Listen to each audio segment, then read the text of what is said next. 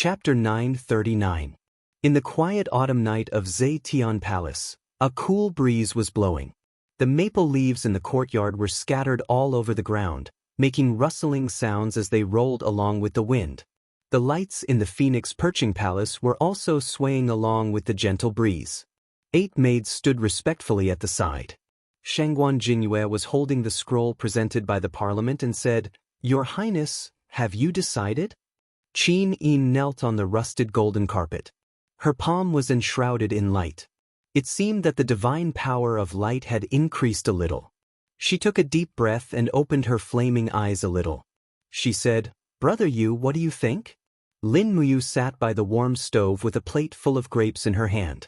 She said, "It's up to you. You're the marshal. You're the one who decides the new legion." "No, it's not an ordinary legion. It's the Imperial Army." Lin Muyu spat the grape seeds into the plate and said, "Once the Imperial Army is established, the Supreme Commander will not be me.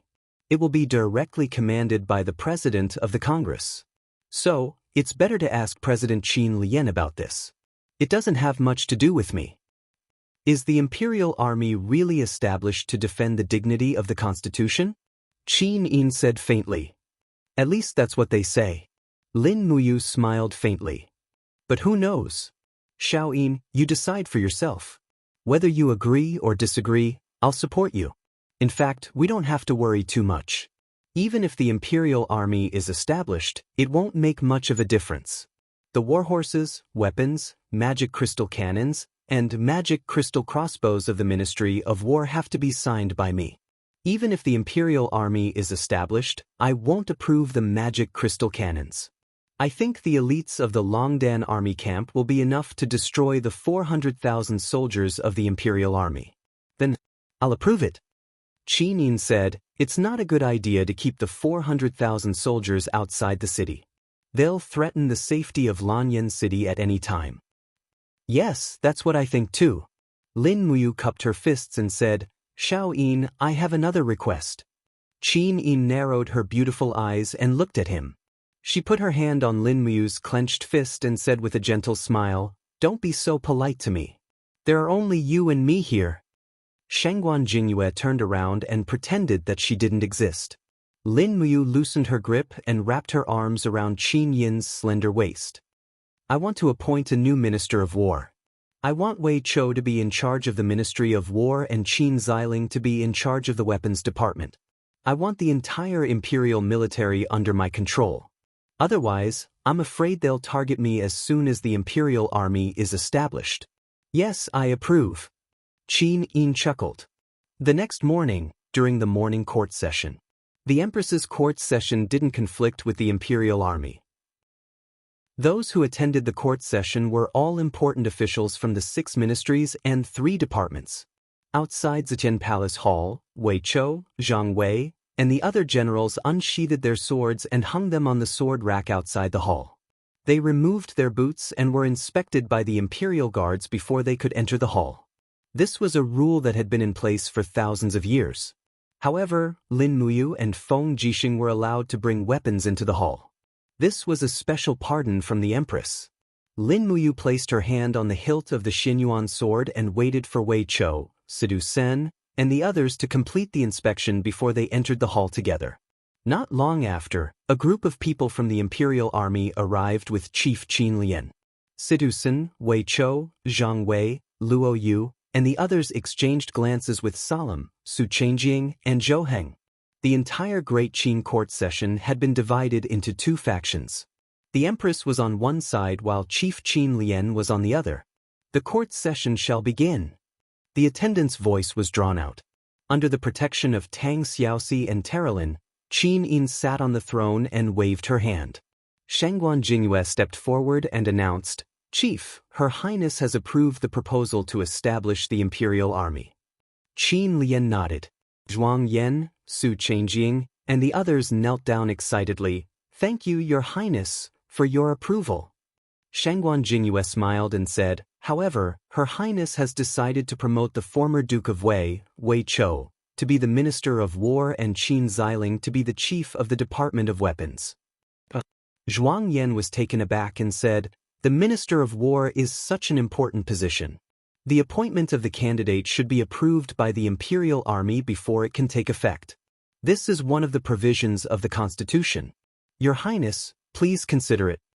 Qin Yin said faintly, I approved the establishment of the Imperial Army and the Imperial Army approved my decision. Isn't this fair? I'm the Empress. Do I have to seek your approval for the appointment of the Minister of War? Zhuang Yan was stunned and said, But Your Highness, this matter is very important. If it isn't approved by the Imperial Army. Before he finished his sentence, Qin Yin suddenly disappeared from the throne and appeared in front of Zhuang Yan in the next moment. A sharp sword was pressed against Zhuang Yan's neck. Blood flowed down along the edge of the star's sword. Qin Yin slowly opened her flaming eyes and said in an unusually cold voice, I'm the Empress. I have the final say in this world. Zhuang Yan, go and play your Imperial Army's game. Don't be so shameless. If you force me again, I guarantee that everyone in the Imperial Army will evaporate from this world. Your Highness, Zhuang Yan's voice trembled. Pay attention to the way you address yourself. Qin Yin said faintly, Say it again. Zhuang Yan knelt down with a thud and said, Your Highness, I know my mistake. Qin Yin nodded and turned around to fly up the throne. She looked disdainfully and said faintly, From today onwards, the members of the Imperial Army don't have to participate in the court meetings of Zetian Palace. Everyone was trembling with fear. Only Qin Lian held the jade tablet in her hand and said respectfully, Your Highness, there are many things waiting to be done in the Empire. The Imperial Army is also thinking of the Empire's long-term stability. I hope that Your Highness will not misunderstand. As the Chief of the Imperial Army, I'm also Your Highness's subordinate. Of course, I know what I'm doing. Your Highness, please think clearly. The Imperial Army definitely has no intention of disobeying. I know. Don't worry too much, Imperial Uncle. Qin Yin nodded and said, Then, regarding the matter of the Minister of War and the Chief of Weapons, it's decided. In addition, after the establishment of the Imperial Army, it must obey Marshal Lin Muyu's orders. Su Changjing hurriedly cupped his fists and said, Please be careful, Your Highness. The establishment of the Imperial Army is to defend the dignity of the Constitution. It's not a private army. I suggest that the tiger tally for the mobilization of the Imperial Army be split into two. The chief will have one, and Your Highness will have one. Only when both tiger tally are present can the Imperial Army be mobilized. This way, the Imperial Army can also be ensured. Qin Lian cupped her fists and said, I agree. Qin Yin seemed a little tired and said, Yes, it's approved. Qin Lian continued, The initial establishment of the Imperial Army is 400,000 people. It can be said to be the most powerful army in the Empire. So, the demand for weapons, equipment, and war horses is very high. Your Highness, I have drawn up some choices and hope that the Minister of War can approve them. The corner of Qin Yin's mouth rose. Master Wei Chou, I'll leave this matter to you. Chief, you can read out the details of your list in public. Yes. Qin Lian said, 200,000 pieces of armor, 50,000 war horses, 300,000 swords, 100,000 spears, 10,000 arrow boxes, 5,000 magic crystal cannons, 20,000 magic crystal crossbows, and 100,000 magic crystal cannons. I hope Master Wei can prepare these equipment in time. Wei Chou couldn't help but laugh. Master Wei Chou, what are you laughing at? Zhuang Yan asked. I'm laughing that the chief doesn't know what year it is. Wei Chou, how dare you? Zhuang Yan scolded. Wei Chou said coldly, I think this list wasn't chosen by the chief, but by Zhuang Yan himself. You want so many weapons, do you really think the supplies in the Imperial Army are endless? 100,000 magic crystal cannons. Do you think magic crystals grow out of the ground? Let me tell you, magic crystals were originally obtained from recasting magic crystal coins taken from the demons. But these years, we almost blew up all the magic crystal coins. If you want more magic crystals, you have to go deep into the mountains like the dragon-seeking forest to dig. Only the corpses of ancient monsters can condense magic crystals. I don't need to say how precious magic crystals are. The Imperial Army wants 100,000 cannons, but we don't have one, not even one. Qin Lian frowned and said, Master Wei Chou, don't be angry. Maybe this list is really inappropriate. I think, why don't we change it to 1,000 magic crystal cannons and 10,000 cannons? Also no. Wei Chou said proudly, magic crystal cannons are used to deal with foreign races. They will only be distributed to the major armies during times of war, so there definitely won't be any now. But, Zhuang Yan laughed coldly. But the Longdan army camp and the Imperial army are clearly equipped with magic crystal cannons and magic crystal crossbows. But is the Imperial army not the Imperial army? Who is the highest commander of the Imperial army? Wei Chou asked. Naturally, the chief. Zhuang Yan cupped his hands at Qin Lian, his respect evident in his words. Wei Chou laughed. That's enough. The highest commander of the Imperial army is actually not the Imperial Marshal, but a chief. Can this kind of army still be considered the Imperial army? Since Her Highness has appointed me, Wei Chou, as the Minister of War, I naturally have to carefully consider this matter. Unless the Imperial army is directly under Lin General's command, don't even think about getting any magic crystal cannons from me. As he said this, Wei Chou looked at the assistant ministers of the Ministry of War and said, Remember, strictly inspect all the weapons in the Empire. Any magic crystal cannons that are not registered will be deemed illegal and will be severely punished. All magic crystal cannons must be numbered and strictly inspected. Do you all understand? Yes, Master. Zhuang Yan, Su Chengjing, and the others were so angry that they trembled. Who was Wei Chou? He was a famous general who had experienced hundreds of battles. He didn't give Chief Qin any face at all. Feng Jixing was grinning from ear to ear at the side. No wonder Lin Muyu didn't seem to care. Everything had already been arranged. It would be strange if Wei Chou hadn't personally taught him these words. At this moment, Qin Lian said in a low voice, Minister of War, Master Wei Chou, then after the Imperial Army is established, how many weapons and equipment will the Ministry of War distribute to us?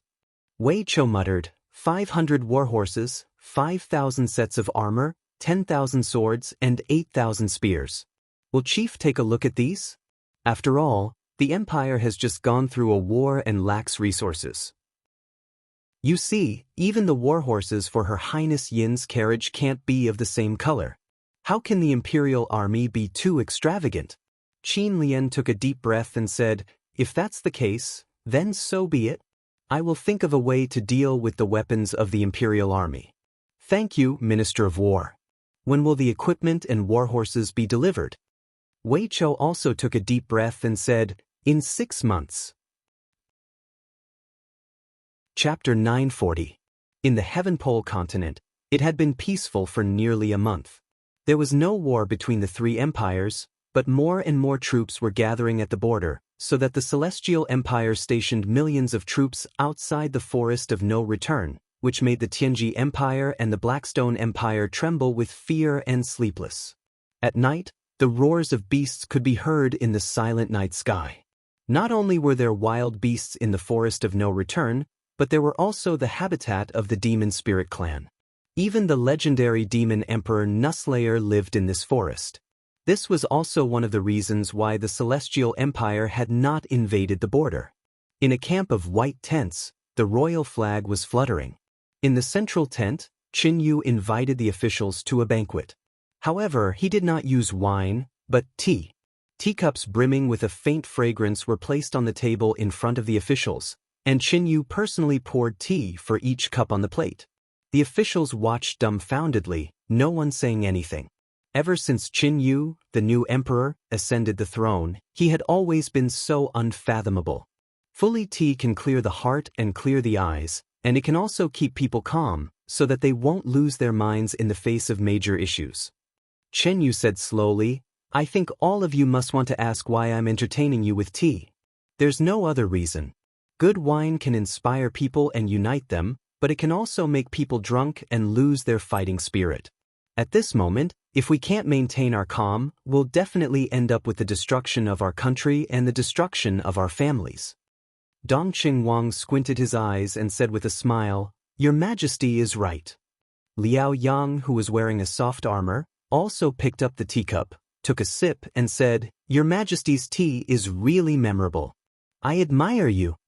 At this time, a strong general with a face full of beard cupped his hands and said, "Your Majesty, the 400,000 soldiers of the Tianji Empire suffered a tragic defeat in the Shattered Cauldron world. Only less than 8,000 people returned to the mainland, and the rest have been killed or captured. Now, the Tianji Empire only has the Yinji Corps and the Lanji Corps led by General Zhang Cheng. Even Marshal Bai Minghuan was killed by Lin Muyu of the Shattered Cauldron world. What does the Tianji Empire fear now?" Qin Yu looked up and said with a smile, "Lord Zhou Binlong, the commander of the Earth's End Corps. You're right, the Tianji Empire was indeed defeated in the Shattered Cauldron realm, but you're wrong about one thing. Their strength hasn't been weakened too much. The Yinji Corps and the Lanji Corps still have at least 500,000 people, and with the newly recruited corps, they have at least 700,000 soldiers. Although Bai Minghuan is dead, they have gained a 90 Heavens Radiant Angel Midnight, as well as the Battle Angel Dora, who holds the Dagger of Time. If we declare war on the Tianji Empire, it will force Sikong Ming's Tianji sect to join the war. Once they join forces with the Demon Emperor Nu Sha from the Forest of No Return, I'm afraid the situation will change drastically, and the Celestial Empire will be at a disadvantage." Zhou Binlong was taken aback. "Your Majesty, are we supposed to wait here bitterly? An army of 1 million people consumes a huge amount of food every day, and transporting food is laborious and laborious. At least 3 million people have to transport food every day. If this goes on, the strength of our country will be completely exhausted by this unfought war." "I know. Commander Zhou, please sit down." Qin Yu raised his hand. Following his gesture, Zhou Binlong slowly sat down. "Sect Master Han Yuan, what do you think?" Qin Yu looked at Han Yuan, who had been silent all this while. Han Yuan's cultivation was profound. He just smiled faintly and said, "I don't know much about the military affairs of the country. Your Majesty, you can decide on your own. There's no need to ask me. If you need my Tianji sect, I will do my best to help." "Okay, thank you." Qin Yu cupped his hands and bowed. Then he looked at Dongqing Wang and asked, "What do you think?" Dongqing Wang was the supreme commander of the 300,000 Tianji army and the most knowledgeable person in the Celestial Empire in the art of war. Naturally, he had to ask him in the end. "Hey," Dongqing Wang gave a hollow laugh, stroked his beard and said, "Your Majesty, the situation at this time has been completely reversed. The focus of the war of the Tianji Empire has completely shifted from the Shattered Tripod world to the Celestial Pole continent. As long as we attack the Blackstone Empire, Zhang Qing will definitely take advantage of the situation and attack us. So, I think if we want to fight, we can only attack the Tianji Empire and let the Blackstone Empire be in chaos. It is said that the mercenaries near the capital of the Blackstone Empire are in chaos. Emperor Shi Yuan has a headache solving the problem of the mercenaries, so he can't manage the border at all." "Well, it makes sense. Then what? Compared with the army of the Tianji Empire, some of our troops are weak and some are strong." Qin Yu's eyes lit up. "Dongqing Wang, please say it." "Thank you, Your Majesty." Dongqing Wang cupped his hands to salute and continued, "The first weakness of our army is that it is too messy and lacks training. Besides, our Celestial Empire hasn't experienced a real war for too many years, so I'm afraid the soldiers will not be able to adapt to it. The second weakness is that our equipment is far inferior to that of our opponent. The craftsmen of the Tianji Empire are dexterous and can cast fine steel swords, but most of the common weapons of our army are made of iron, and some subordinate armies even use bronze weapons, which are vulnerable on the battlefield. The third weakness is that our food reserves are far less than that of the Tianji Empire. Although our country is vast, the area of cultivated land is not as large as that of the Tianji Empire. In addition, the number of our army is far greater than that of the Tianji Empire. If we fight a war of attrition, we will be exhausted." Qin Yu frowned. The weaknesses listed by Dongqing Wang were like sharp knives stabbing his heart. He nodded and said, "What he said is right. So, if our country goes to war with the Tianji Empire, won't we lose?" Dongqing Wang shook his head and smiled. Not so. We still have a few advantages. Please say it. The first advantage is the dragon riders. According to our intelligence, the Tianji Empire suffered a crushing defeat in the battle with the Qin Empire in the shattered tripod world. Nearly 200 dragon riders were killed in the blink of an eye. Now, the Tianji Empire only has 50 dragon riders at most. Thousands of years of cultivation in their dragon nest has almost been destroyed. On the other hand, we have more than 400 dragon riders in the Tianji Empire, which is enough to conquer the world. The second advantage is the will of the people. The Tianji Empire launched an expedition to the shattered tripod world, but it failed miserably. The people in the country are angry and bandits are rampant. Bai Mingyuan not only has to deal with us, but also has to divide his troops to suppress the bandits and rebels. So, although his troops are elite, he will be far less than us in number. The third advantage is internal strife. Yes, the radiant angel Zai is strong, but he is also arrogant and condescending. He thinks he is an angel sent from the heaven realm, so he will not take Bai Mingyuan, the emperor with low cultivation, seriously. No one knows whether it is Bai Mingyuan or Zai who has the final say in the Tianji Empire. When the time comes, the Tianji Empire will naturally fall into internal strife. As he spoke, Dongqing Wang paused, and a proud smile appeared in his eyes. Although our army has 3 major weaknesses, we also have 3 major advantages. As long as we can persuade the Demon Spirit clan to help us, we will naturally be able to destroy the Tianji Empire. Destroy the Tianji Empire? Chen Yu suddenly smiled. What? Don't you want to destroy the Tianji Empire, Your Majesty? Dongqing Wang was stunned. Of course I want to, but I can't yet. Chen Yu squinted and said, the Tianji Empire has deep roots and flourishing leaves. How can it be destroyed in 2 or 3 years? Moreover, the Tianji sect has not taken any action yet. Once Xikong Ming takes action, who can predict the outcome? Besides, Dongqing Wang, you are very clear. Don't you think our strongest enemy is no longer the Tianji Empire? Dongqing Wang was stunned. Not the Tianji Empire? Then who is it? Chen Yu held up the teacup, raised it to the west, and said with a smile, our friends in the west. Your Majesty, you mean the Qin Empire in the shattered tripod world? Yes. Chen Yu's face turned cold, and he said, the Qin Empire can defeat the joint expeditionary forces of the Tianji Empire and the Blackstone Empire, and kill Bailey Qin, Bai Minghuan, Han Shu, and others. In terms of strategy and force, which one of them is not better than the Tianji Empire? Lin Muyu, Feng Jixing, Su Jiantao, and Wei Chou are all extraordinary generals. I really don't know whether it is our celestial empire's fortune or misfortune to have such friends. Dongqing Wang nodded and thought for a while, and then said, I thought Your Majesty and Lin Muyu are bosom friends, and you have already treated each other with sincerity. That was then and this is now. Chen Yu said, in the past, it was Lin Muyu who needed our celestial empire to contain the 2 empires. Now, Lin Muyu has unified the shattered tripod world. No one knows what he is thinking. Will he be willing to divide the world with me, one in the east and the other in the west? Or will he send troops to the east to seize the world of our celestial pole continent? Dongqing Wang said, according to Your Majesty's understanding of him, what kind of person is he? Chen Yu smiled faintly and said to himself, he is as calm as a cold pond and as active as a torrent. He is strategic and ambitious. No one knows what kind of person Lin Muyu is. If he is only willing to be the king of a region, that's fine. But if Lin Muyu has the world in his mind, it will be a disaster for the whole celestial pole continent. We have to guard against him. Well, I understand. At this moment, Liao Yang suddenly smiled. I think, Your Majesty doesn't have to be so nervous. Why? Qin Yu was stunned.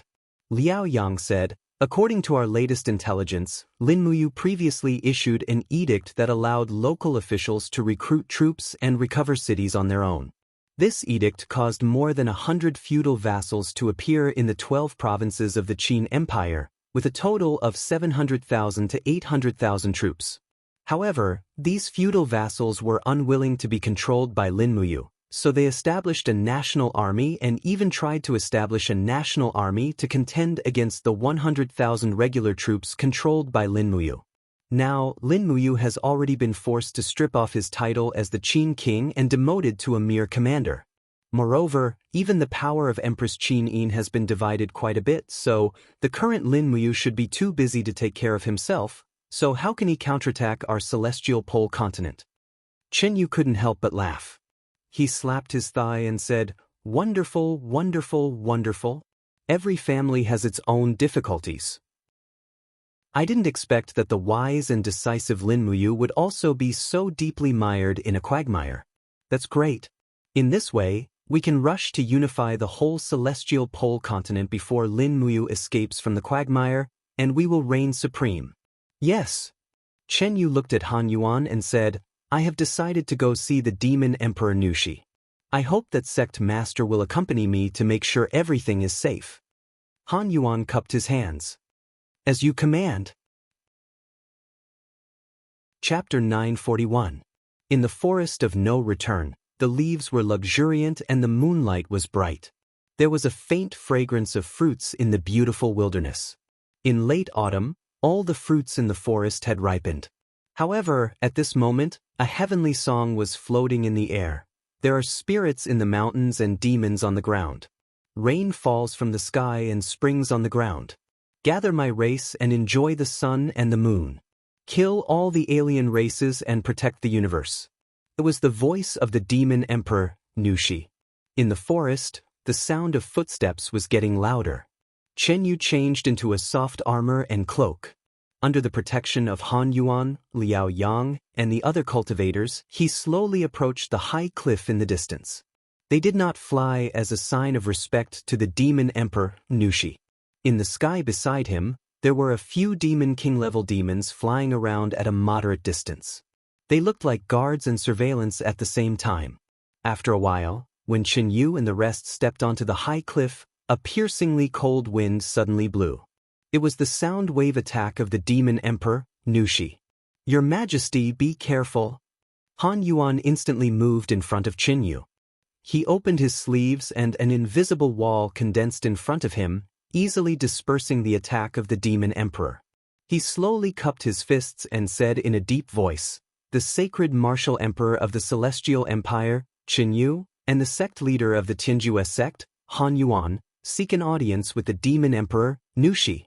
On the cliff, a graceful figure floated out while hugging a pipa. It was the demon empress, Nushi. She was as beautiful as ever. Under the moonlight, her graceful figure was extremely enchanting. The corners of her mouth curled up as she said with a faint smile, "The Demon Spirit Clan and the Heavenly Jew Empire have always minded our own business. I wonder what business you have with my forest of no return?" Chen Yu said respectfully, "There is a strange phenomenon in the sky, and the universe has reversed. The war in the mortal world is imminent. There will definitely be a war between the Celestial Empire and the Tianji Empire. The Celestial Empire has always respected the Demon Spirit Clan.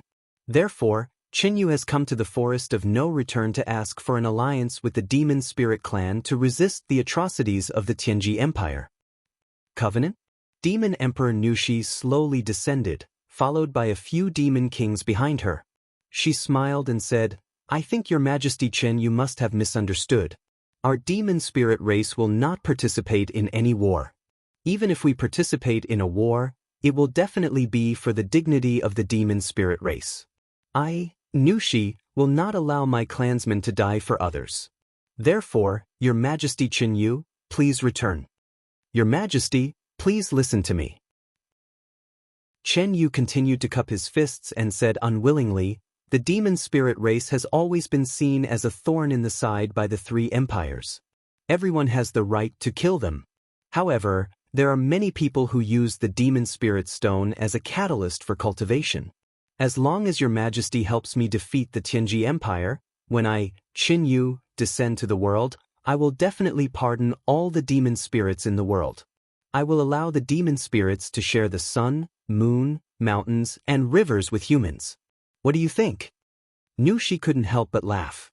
She laughed so hard that even the two towering peaks on her chest were jiggling up and down. People couldn't help but take a few more glances. She covered her mouth and laughed. The demon spirits are born in the forest. This world has always been our home. Why do we need to rely on humans?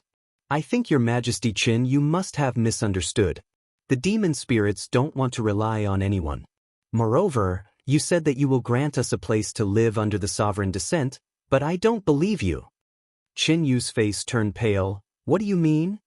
Nushi stretched out her jade-like finger and lightly poked Qin Yu's chest armor. You said it yourself. Humans cultivate using the demon spirit stones as food. Then why would I cooperate with humans?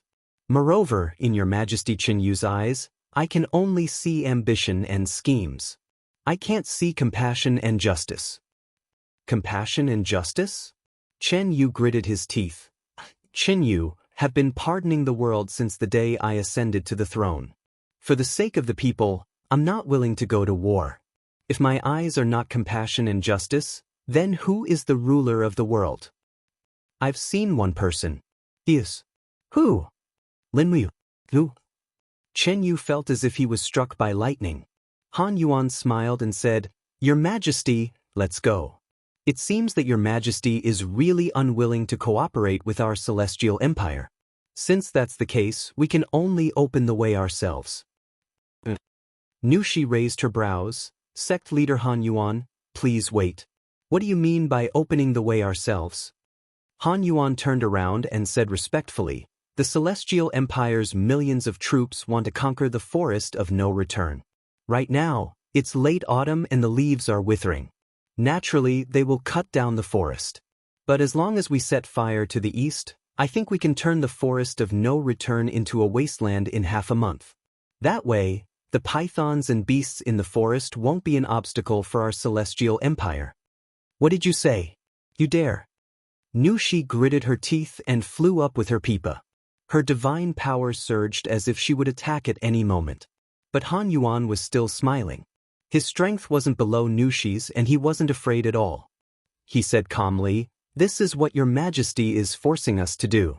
Other than burning the forest, does our celestial empire have any other choice? If you dare to burn the forest, I will let the people of your celestial empire die without a burial ground. If you don't believe me, you can try. Nushi threatened with a cold face. Han Yuan laughed. There's nothing to fear. Once we return, we will start the fire tomorrow. Your Majesty should bring your people to hide, but Zhangcheng's Yanji Core encampment is 100 miles to the west. Once the tens of thousands of demon spirits leave the forest of no return, I don't know if the celestial Emperor Zhangcheng will let go of this delicious meal. Despicable! Nushi was so angry that her body trembled. The demon kings behind her roared with sinister expressions. One of them shouted, Your Majesty, let's fight it out with them. Nushi shook her head and retracted her divine power. She said, I can't let my anger bring the entire race to eternal damnation. I can't? Qin Yu laughed. Then, Your Majesty, can we talk about cooperation now? Speak, how do you want to cooperate? It's very simple. Chen Yu waved his hand and said, Open a path in the forest of no return for my army. When my army enters the west of the forest of no return, we will launch an attack on Zhangcheng's Yanji Core.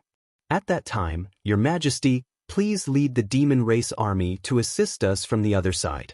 As long as we defeat Zhangcheng's Yanji Core, I promise to give the demon race a new status in the continent.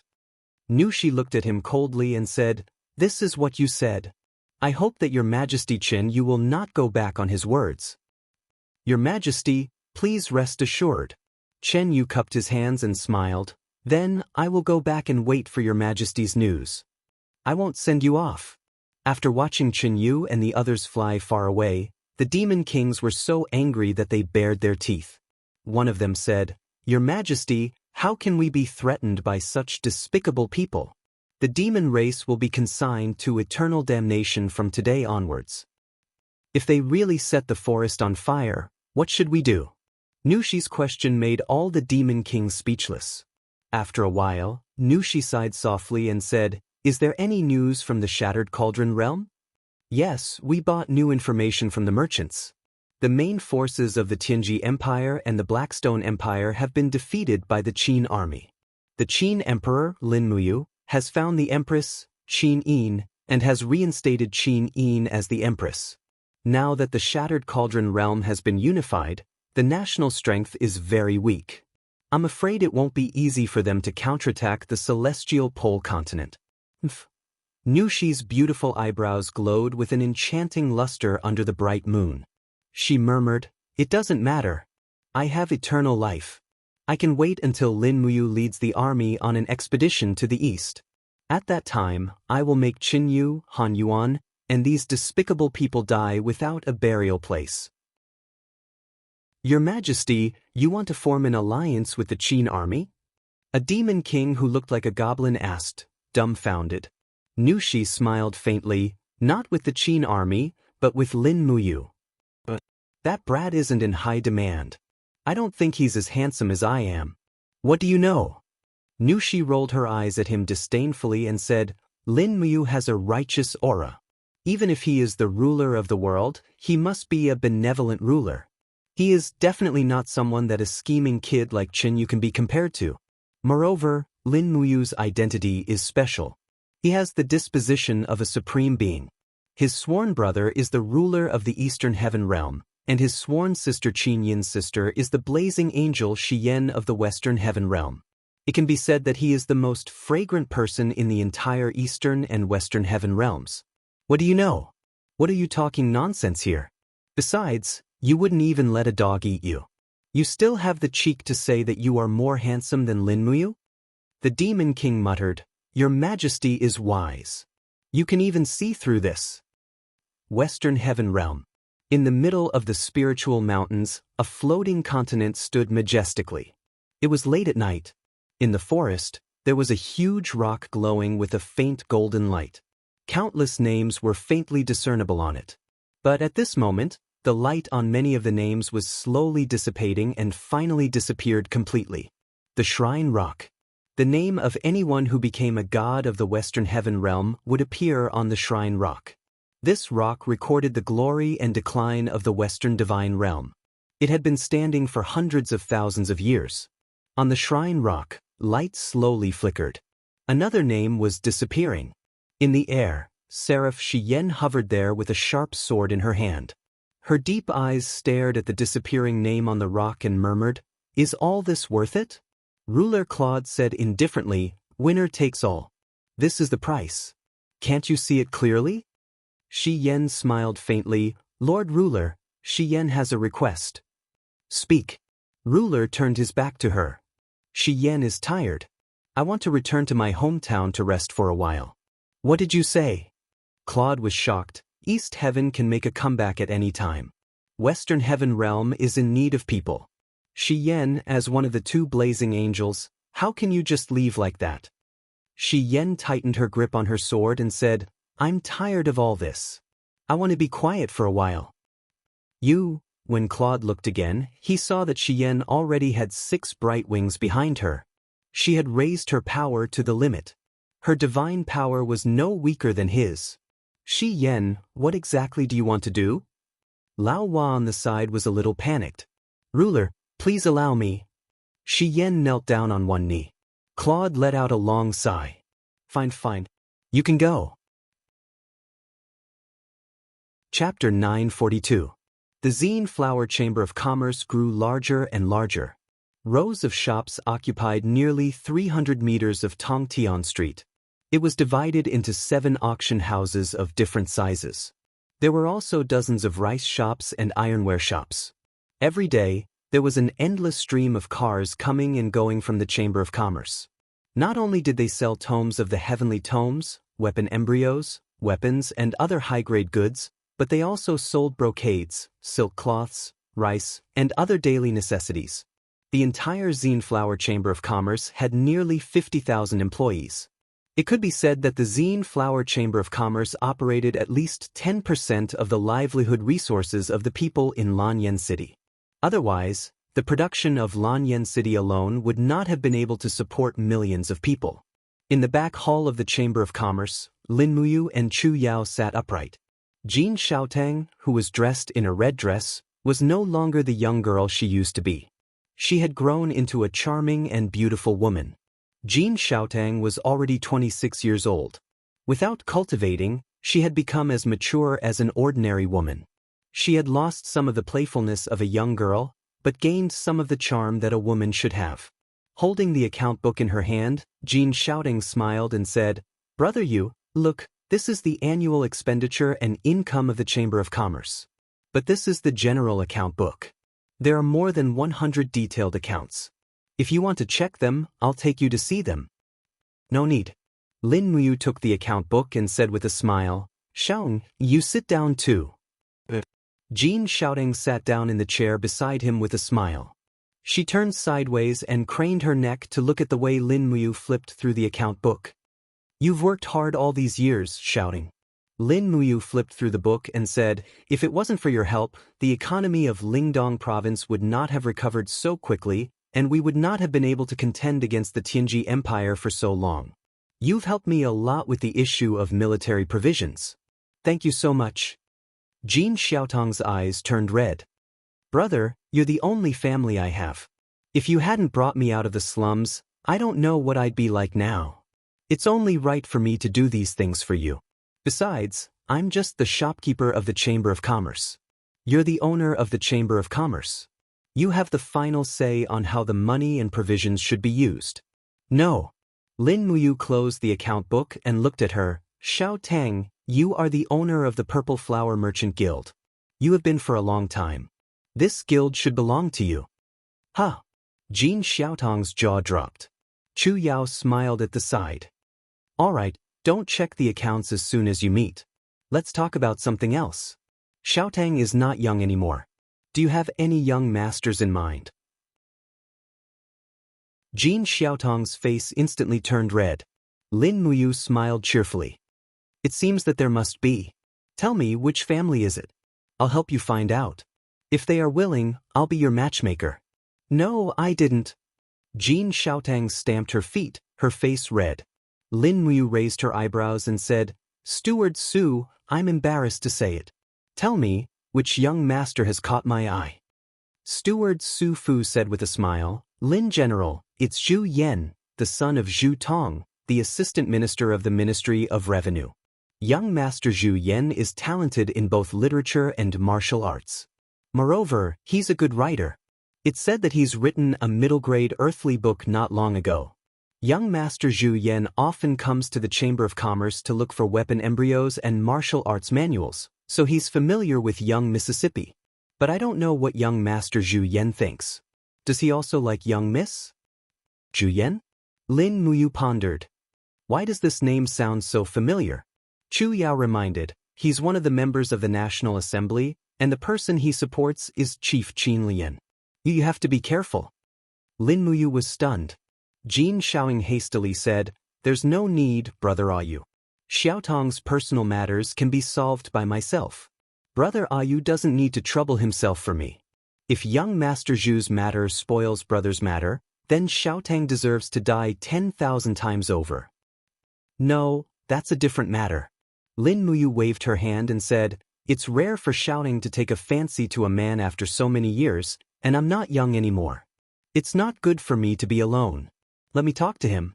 Sister Chu Yao, if there's nothing important in the Department of Spiritual Medicine, please accompany me to the Assistant Minister's mansion and see what this Zhu Yan is like.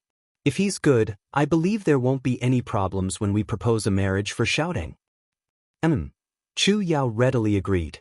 She was so nervous that her whole body was trembling, and she couldn't say a word. Lin Muyu stood up, put her hand on her shoulder, and asked with a smile, "I'll only ask you one thing. Do you like Zhu Yan?" Her voice was as soft as a mosquito's. "Then there's no problem. I'll be back soon. Xiang, wait for me." Oh, outside the door of the Chamber of Commerce, Bai Yin was waiting with dozens of cavalrymen from the Longdan army camp. They were Lin Muyu's guards, and every one of them was very strong. In fact, they were as elite as the imperial guards in Zetian Palace. Lin Muyu mounted her horse and led Chu Yao and the others straight to the assistant minister's mansion. The Ministry of Revenue was located in a row of prosperous mansions. The Ministry of Revenue was in charge of all the wealth in the empire, so they naturally had no lack of money. The mansions of the minister and assistant minister were as luxurious as the divine marquis's mansions, and Zhu Tong's mansion was located in the middle of the complex. When Lin Muyu and the others arrived, the 4 guards outside the door were stunned. One of them had seen Lin Muyu before, and he hurriedly knelt down and said, "His Highness Prince Qin has come. I'm no longer Prince Qin. I wonder why Lin General is here. I want to see Lord Zhu Tong." "Oh, Lin General, please wait in the side hall. I will go and inform Lord Zhu Tong right away." "Thank you. Lin General is too polite.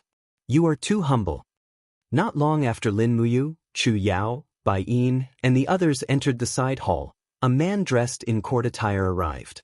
It was the Assistant Minister of Revenue, Zhu Tong. Actually, Lin Muyu would see Zhu Tong at every court meeting, but she did not have a deep impression of him. After all, there were only 1 minister and 3 assistant ministers in the Ministry of Revenue, and there were a total of 18 assistant ministers in 6 ministries. It was impossible to recognize each and every one of them.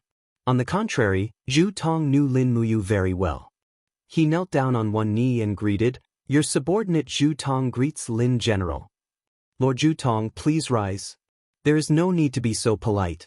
Lin Muyu went straight to the point and said, "I am here to see your son, Zhu Ying. I wonder if he is here?" Zhu Tong was startled. "Why does Lin General want to see my son?" "Don't be nervous, I just want to see this talented and handsome man of the empire." "Oh, my son is here. Someone, call Zhu Ying here and tell him that Lin General wants to see him." Not long after, a young man in a white brocade robe stepped into the hall with a long sword at his waist. It was Zhu Ying. Lin Muyu took a closer look. Indeed, he was handsome, elegant, and had an extraordinary appearance. There was a faint aura between his brows, and it was the kind of unruly temperament that belonged to a young hero. Young people should indeed be like this. Zhu Ying cupped his fists and bowed. "Zhu Ying greets Lin General. No need to be so polite, you may rise." "Thank you, Lin General. I heard that Zhu Ying is well versed in the heavenly book. I wonder if it is true?" Zhu Ying smiled slightly, held the sword in his hand horizontally, and said, "Lin General, please take a look. This sword was originally a high-grade artifact embryo. I have already engraved it into a middle-grade heavenly book." As he spoke, the long sword was unsheathed, and there was a faint golden light flowing on the blade. It was indeed an earthly book. Looking at Zhu Ying's complacent look, Chu Yao could not help but laugh. "Young Master Zhu, please put away your weapon. You should know that Lin General is also a heavenly book expert, and he can already engrave low-grade heavenly book." Zhu Ying had a look of disbelief. Lin Muyu was not interested in letting him see it, and just asked with a smile, "Young Master Zhu Ying has an extraordinary appearance, but I don't know how strong you are. Have you verified your strength in the Holy Temple?" "Yes."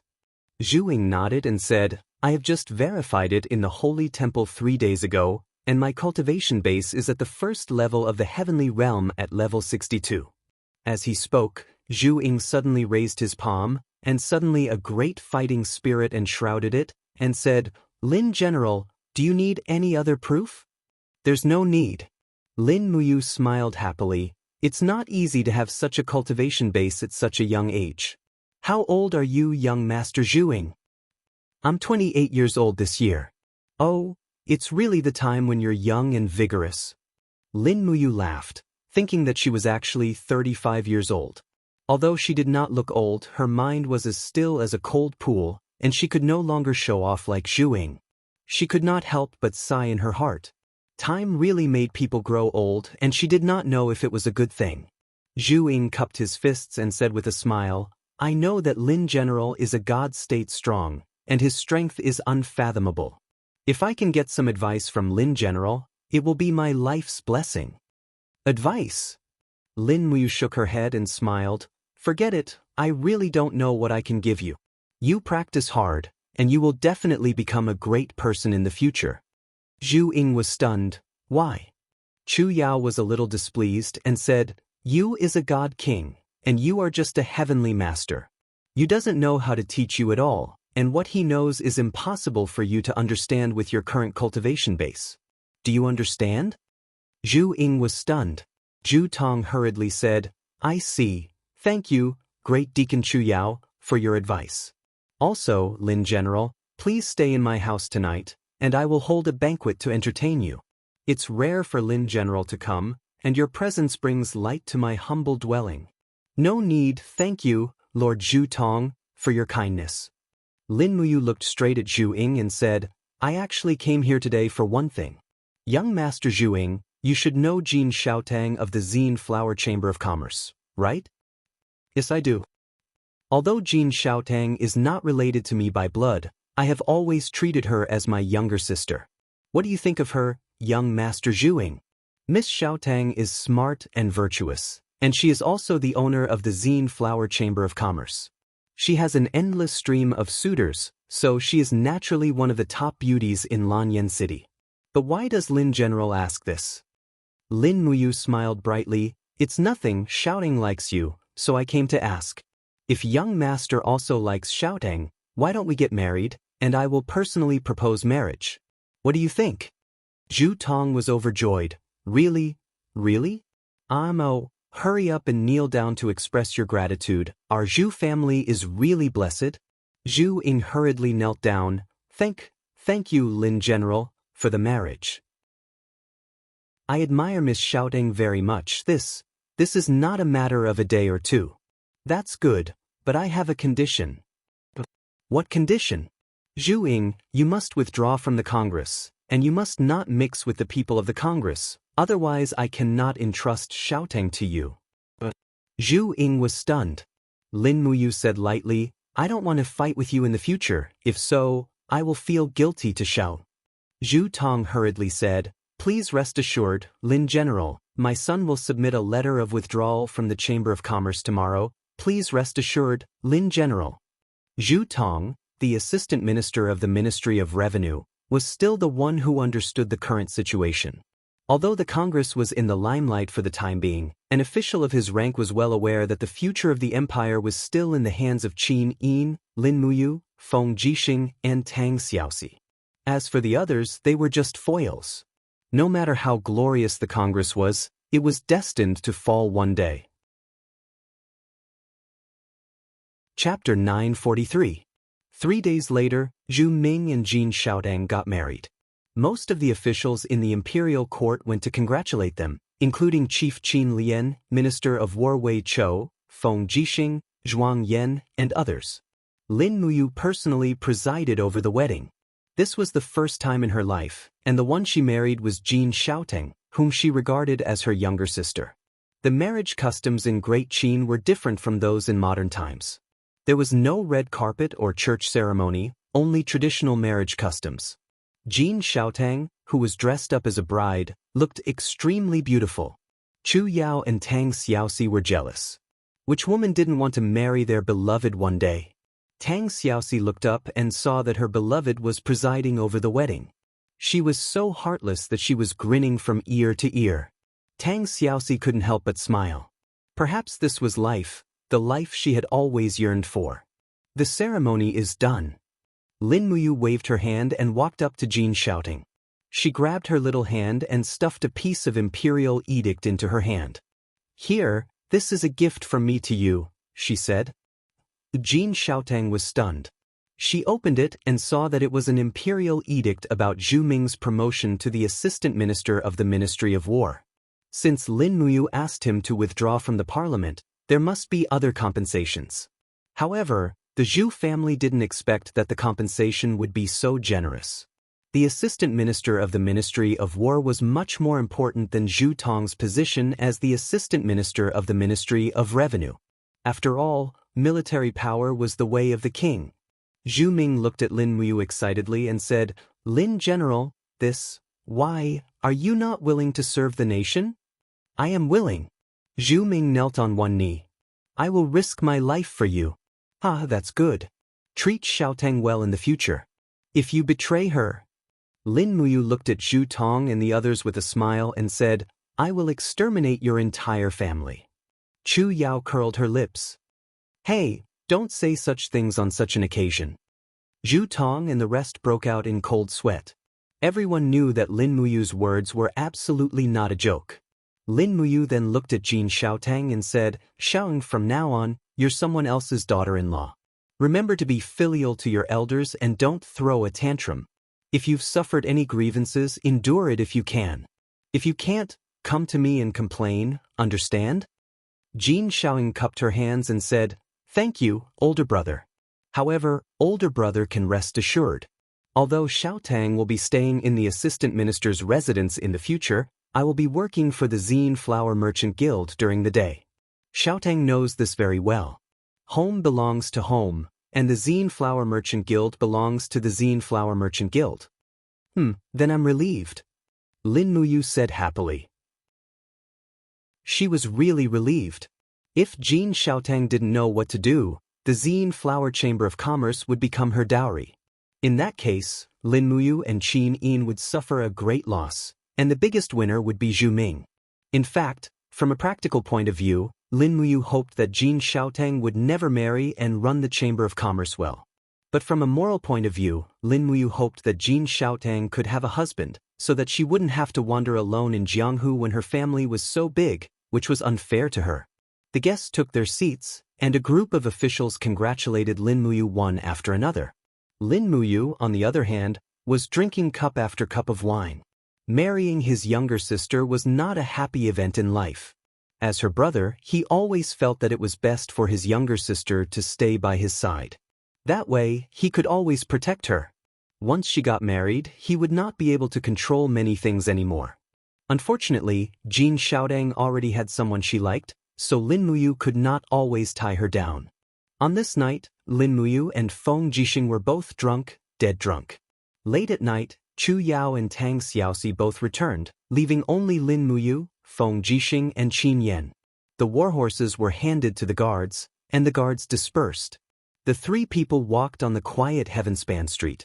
The three kings who once ruled the world were now like three drunkards in dire straits, with nowhere else to rely on. "Let's go outside the city and find a mountain top to blast it. How about it?" Feng Jixing suggested. This suggestion of his was too violent, but Lin Muyu and Qin Yan each had a belly full of anger. They nodded together and said, "Good idea, let's go now." Go. 3 streams of light flew past, and the 3 of them soared into the sky, heading straight for the south of the city. The nearest mountain top was a mountain 10 miles south of the city. There was no one living there, and the nearest hunters were several miles away. Flattening the mountain top would not harm the innocent. Lin Muyu landed on the grass at the foot of the mountain. She looked at the starlight with her drunken eyes and said with a smile, "Just like that? Or blast once and say a word. That's more satisfying?" Feng Jixing laughed and said, "This suggestion isn't bad either. Blast once and scold once." "Who's first?" Lin Muyu asked. Feng Jixing said, "I'll do it." "All right." Feng Jixing raised his 2 sabers, and his figure rose up majestically. The purple electric raging flame wolf martial soul came out of his body, and divine power circulated. A mighty dimensional storm blasted towards the mountain top. With a loud bang, the mountain peak that was close to 10 meters tall instantly turned into dust. At the same time, Feng Jixing roared angrily, "Congress, this bunch of bastards, go and die." Lin Muyu laughed loudly, "I'll do it, I'll do it." He did not use the Xinyuan sword. He waved his fists and struck the mountain range with one glorious chaos. With a bang, the earth quaked and the mountain swayed.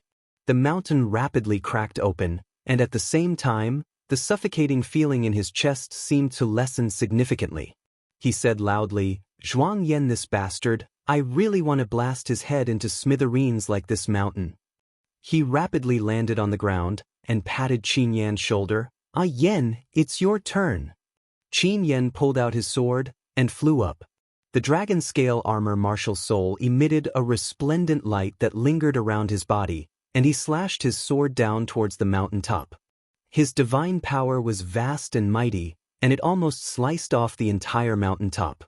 During this period of time, Qin Yan was the most depressed, and his resentment was also the heaviest. What he cursed out wasn't a single sentence, but a series of words. I don't know why father wants to be the Congress chief. He clearly knows that the Congress is only going against His Highness, yet he still wants to be the chief. I, Qin Yen, admit that my ability is inferior to my two elder brothers, but I'm also not willing to be a sycophant. The way everyone looks at me is different now. I, this Divine Hall's Grand Deacon, is simply like a joke. Lin Muyu and Feng Jixing raised their heads to look at Qin Yen, who was slowly descending, and said, Ah Yen, we have never blamed you. Everyone had no choice. You don't have to blame yourself like this. Qin Yen knelt on the ground in pain, and tears flowed out of his eyes. I almost don't want to see royal father again. I don't know why such a thing happened. To live in such pain, I would rather die in battle under the iron hooves of the Tianji army in Songnan province. That would be better. Lin Muyu patted his shoulder and said, The Qin family is getting fewer and fewer. You have to live on strongly. Shao Yin only has you as his cousin. If you also die, wouldn't Shao Yin be very lonely in this world? Qin Yen lowered his head and said, Big brother, am I really important to everyone? Important, very important. Feng Jixing, on the other hand, said, Ah Yen, you are now the Divine Temple's Grand Deacon, and you are in charge of all the warriors in the world. You and I are all looking forward to you being able to send an endless stream of talents to our Forbidden Army and Longdan Army camp. You must not disappoint us. I won't. Qin Yen raised his head and pulled out his sword again. A few streaks of sword qi shot into the mountain. Lin Muyu immediately flew to the other side and pulled out the Xinyuan sword. She fiercely hacked at the mountain again and again. In addition to Feng Jixing's furious slashes with his dual blades, in the blink of an eye, this not-so-small mountain range was about to become a pile of rubble. This kind of work efficiency was simply shameful to any quarry team. When the mountain was turned into a pile of rubble, the three drunkards were also tired. They laid on the grass facing the sky and slept soundly. Divine power rippled slightly, and they were not afraid of wild beasts coming to take them away. The late autumn dew fell continuously. She only woke up the next morning. Lin Muyu brushed away the leaves that had fallen on her face and rubbed her eyes. Her head was a little heavy. She had drunk too much yesterday. She kicked Feng Jixing's leg and shook Qin Yan's arm, saying, Big brother Feng, Ah Yen, wake up. Today, there seems to be morning court. Feng Jixing hugged the scarlet phoenix blade and curled up his body. He turned to the side and said, Don't disturb me. Let me sleep a little longer. Don't sleep. Lin Muyu sat up, stretched her arms, and said, The people in the Congress are planning all kinds of things to weaken Shao Yin's authority. Although Shao Yin has forbidden the people of the Congress from attending morning court, Chief Qin Lian will still go. Once he brings some decree from the Congress, I'm afraid that Shao Yin won't be able to handle it alone. We must go. But I haven't washed up yet. How can I attend morning court? Feng Jixing said. I remember there's a small stream not far away. Let's go and wash our faces.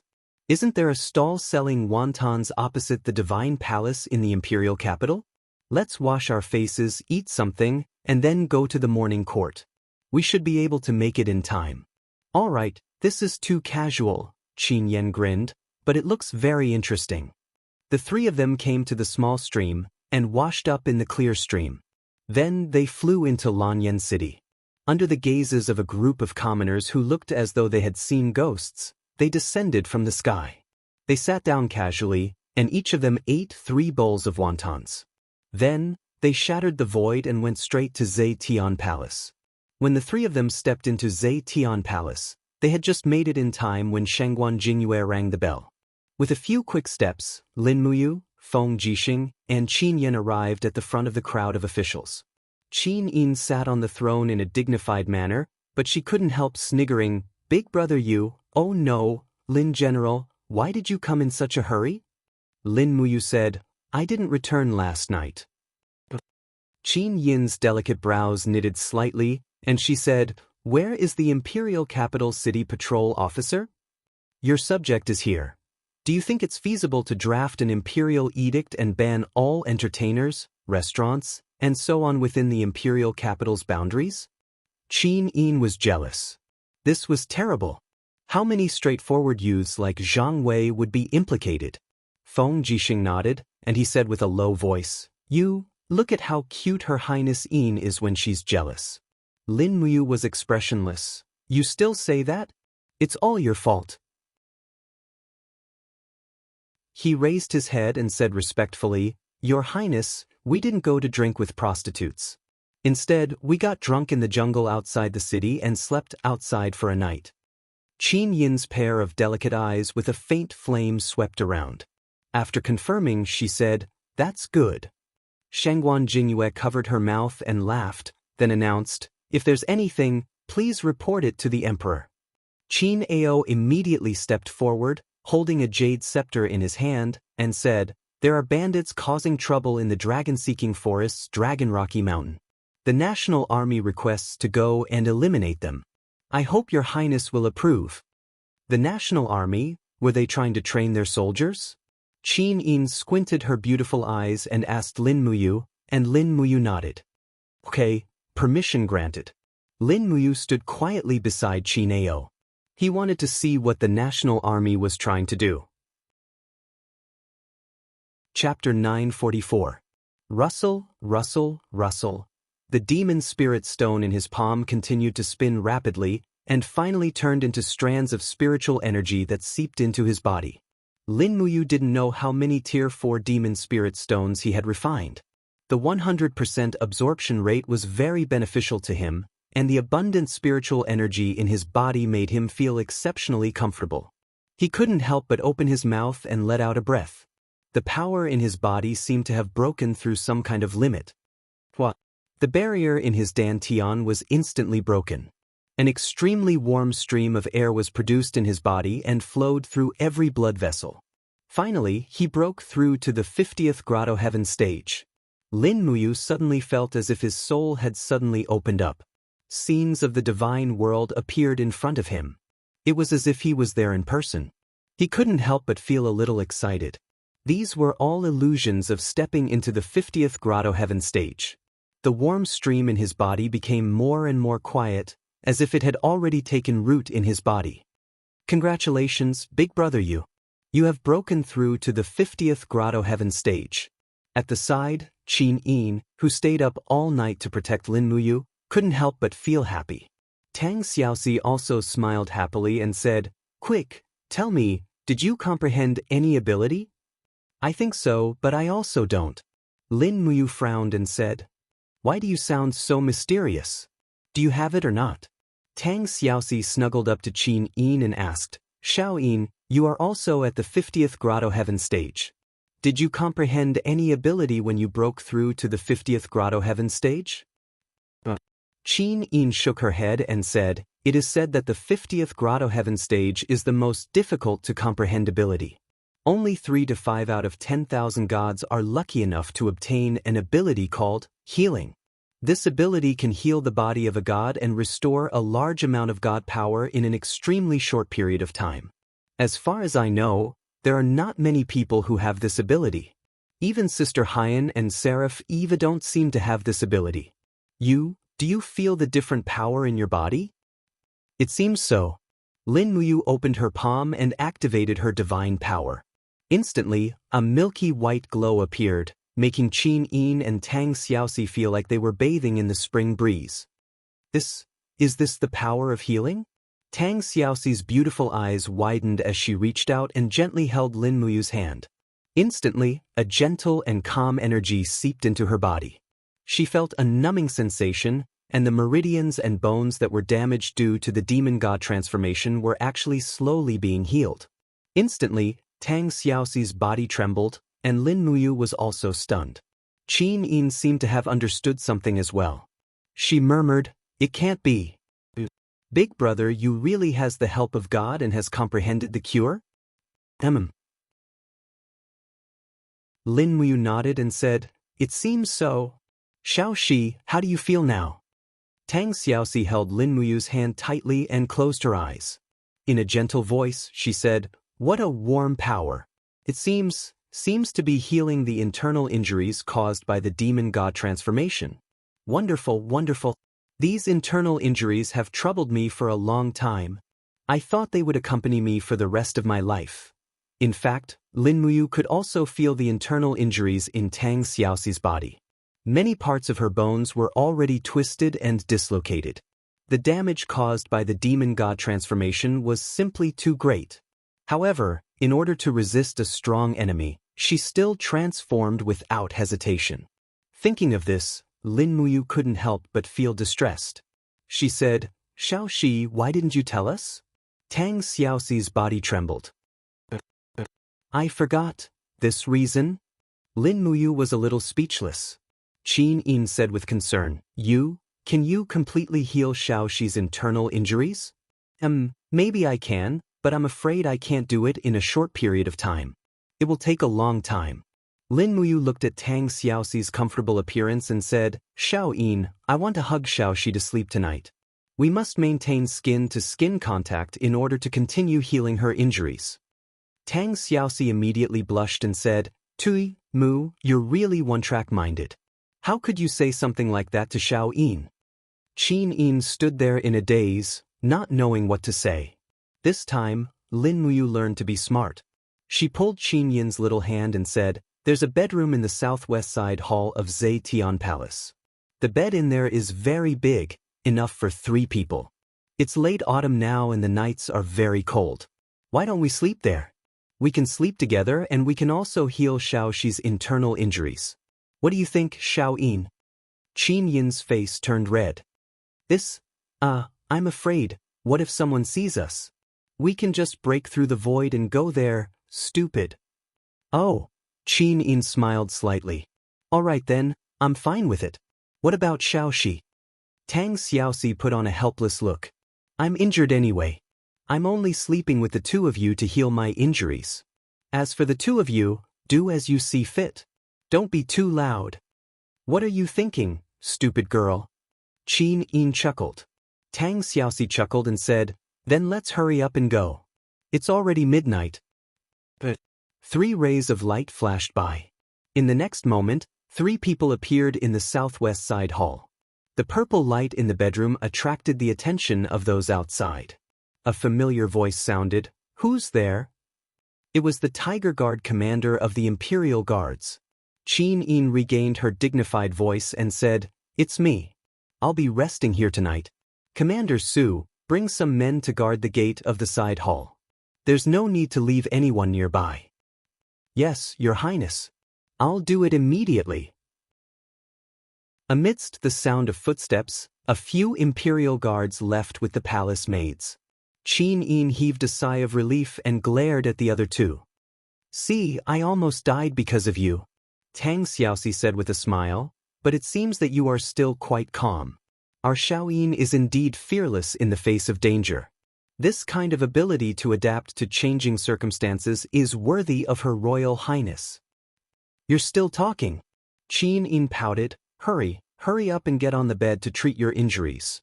The moment she said that, Qin Yin's face turned red. She had a feeling that something was wrong. Tang Xiaoxi's face was also red. Even though it was a blind spot, it was really sleeping with the Empress. How could she not be embarrassed? In fact, Lin Muyu's heart was also beating fast. Recuperation, what a righteous excuse. But why did she feel a strange excitement and anticipation in her heart? Forget it, it's human nature. Even though I'm a god with supreme godhead, I'm still a human. I have all the emotions of a human. Let nature take its course. The 3 of them groped their way to the bed. Sure enough, it was a big bed that could fit 5 to 6 people. Moreover, the quilt was also of a larger size. The imperial family was indeed different. However, they soon faced a new problem. It was late autumn, and the night was slightly chilly. Tang Xiaoxi blinked her eyes and asked a question that everyone was concerned about. "Should I take off my clothes?" Lin Muyu's heart tightened and she begged, "Of course." Qin Yin pulled a long face. What do you think?" Lin Muyu hemmed and hawed. Tang Xiaoxi burst into laughter. "It's better to take it off. It's better to wear something that's close to the body. Look, Mu is still wearing the commander's soft armor. Do you think this is a war?" Lin Muyu was speechless. Thus, The three of them sat on three sides of the bed with their backs facing each other and took off their clothes. When Lin Muyu turned around, she saw that both Qin Yin and Tang Xiaoxi were only wearing a piece of silk clothing that outlined their exquisite figures. It was a temptation that could take one's life. That Qin Yin sat on the edge of the bed shyly. She found it difficult to even move her body. Tang Xiaoxi was also sitting on the other side of the bed with her head lowered and her back to the two of them. Lin Muyu felt like she was suffocating. Her heart was pounding, and she flew up to the center of the bed. She lifted the quilt and said, "Why don't the two of you close your eyes?" Tang Xiaoxi nodded. Qin Yin's eyes were closed to begin with. Lin Muyu stretched out his left hand and held Tang Xiaoxi's hand, pulling her into his arms. He then stretched out his right hand and wrapped it around Qin Yin's shoulder, pulling her into his other arms. He then said, "All right, you can pull up the quilt." The two beauties were so embarrassed that their faces were red. Their bodies were burning hot in Lin Muyu's arms. Needless to say, this kind of feeling was something that even the gods wouldn't exchange for. The healing power naturally flowed through his left arm and seeped into Tang Xiaoxi's body. Tang Xiaoxi couldn't help but let out a comfortable moan. Her delicate body hugged Lin Muyu tightly. A pair of proud peaks pressed tightly against Lin Muyu's left chest, making his heart almost jump out. After all these years, she really continued to grow. On the other side, Lin Muyu hugged his real girlfriend tightly. Qin Yin's delicate body was burning hot. She buried her face between Lin Muyu's neck and was so shy that she didn't dare to raise her head. When her pair of peaks pressed against Lin Muyu's right chest, Lin Muyu suddenly couldn't hold on any longer. This feeling was too fatal, as if she was going to die. "Xiao Yin," he suddenly called out. Qin Yin's voice was gentle. "Touch my nose." Oh. Qin Yin was also a little confused. She gently touched his nose and said, "What's wrong? Is it a wet feeling?" And then, "Am I having a nosebleed?" Qin Yin and Tang Xiaoxi laughed at the same time and hugged him tightly. If it was a nosebleed, then it was a nosebleed. Lin Muyu was a god. He definitely wouldn't die because of a nosebleed. After a while, Tang Xiaoxi fell asleep in a coma while healing. Qin Yin and Lin Muyu were too nervous to sleep, so Lin Muyu turned her face to Qin Yin and called out softly, "Xiao Yin." Qin Yin responded and naturally raised her beautiful face to kiss Lin Muyu. The soft and fragrant tongue made Lin Muyu feel like she was immersed in the land of tenderness. Qin Yin's body became hotter and hotter. She slowly twisted as if she wanted to melt into the other's body. After kissing for a long time, Qin Yin was panting and blushing. She whispered, "I can't take it anymore. I want to rest." Lin Muyu smiled slightly. At this moment, she was extremely happy. She had waited bitterly for 7 years for love, and it finally came to fruition. But just as he turned his face, he saw Tang Xiaoxi's starry eyes looking at him. She whispered in his ear, "I want it too."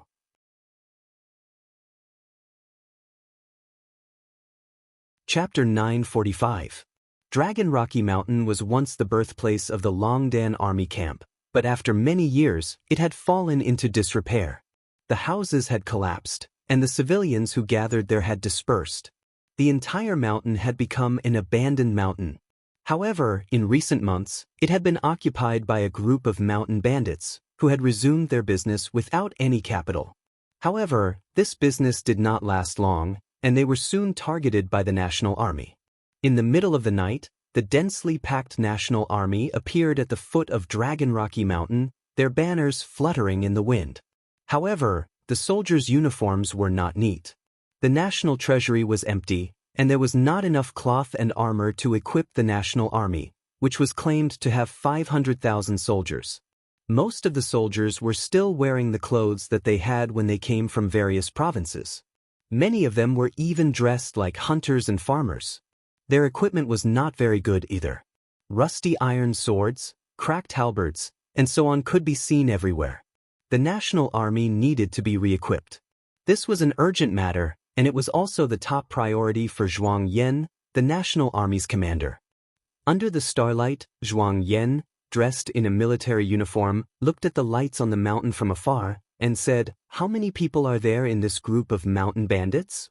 Deputy Commander Su Chengjing replied, "About 500 in total." "Humph, they actually want nearly 100,000 of us to surround Dragon Rocky Mountain with just 500 people. That's giving them too much face." Zhuang Yan sneered. It said that this Dragon Rocky Mountain is the place where the Longdan army camp started. After we kill these 500 mountain bandits, burn down Dragon Rocky Mountain for me. Consider it a small warning to Lin Muyu. Su Chengjing smiled faintly. "Commander, I think it's fine as long as we do what we want to do. As for burning Dragon Rocky Mountain, it's not necessary. After all, we can't offend people like Wei Chou and Sidu Senator if they're in a good mood one day and want to return to Dragon Rocky Mountain. It wouldn't be good for us to burn down their nest." Zhuang Yan said faintly, "Don't talk so much nonsense. Attack the mountain immediately. We must take down Dragon Rocky Mountain before dawn. In addition, are our firearms ready?" "They're already here at the foot of the mountain. The merchants left after leaving the goods, and we've already given them the gold notes. Currently, the firearms are under the control of Deputy Commander Lu Xiu." "That's great. Do you have the quantity?" Su Chengjing nodded. "A total of 5 heavy magic crystal cannons and 15 light magic crystal cannons. In addition, there are 100 magic crystal crossbows, 120 heavy magic crystal cannons, and 280 light magic crystal cannons. Everything is accounted for." Zhuang Yan narrowed his eyes and laughed heartily. "That's good. Bring out these magic crystal cannons and magic crystal crossbows as soon as the sun rises. Just say that they were taken from the bandits' lair at Dragon Rocky Mountain. Lin Muyu won't let the weapons department forge heavy cannons for us. I'd like to see what he can do this time. These are the spoils of war that our imperial army handed over. He wouldn't interfere, would he?" Su Chengjing grinned and said, "Yes, I understand. Remember, spend a lot of money to buy more equipment from those illegal merchants. Since the Imperium is unwilling to equip the Imperial Army, we'll equip them ourselves. When the Imperial Army is strong, I'd like to see how Lin Muyu, the Marshal, can keep us in check. Commander is wise, ha!" Before dawn, the Imperial Army had collected a total of 20 magic crystal cannons. They played the Song of Victory and returned to Lanyan City while beating drums and gongs. It wasn't until dusk the next day when they finally returned to Lanyan City with the heavy magic crystal cannons. Almost all the soldiers of the Imperial Army were beaming with joy, even though they were wearing thin clothes and were shivering in the cold. In the late autumn, the grass was fluttering in the wild, and the cool breeze was blowing. The wheels of the magic crystal cannons left deep grooves on the official road, which made the convoy even slower. Although Lanyan City was just ahead, they probably couldn't enter the city before dark.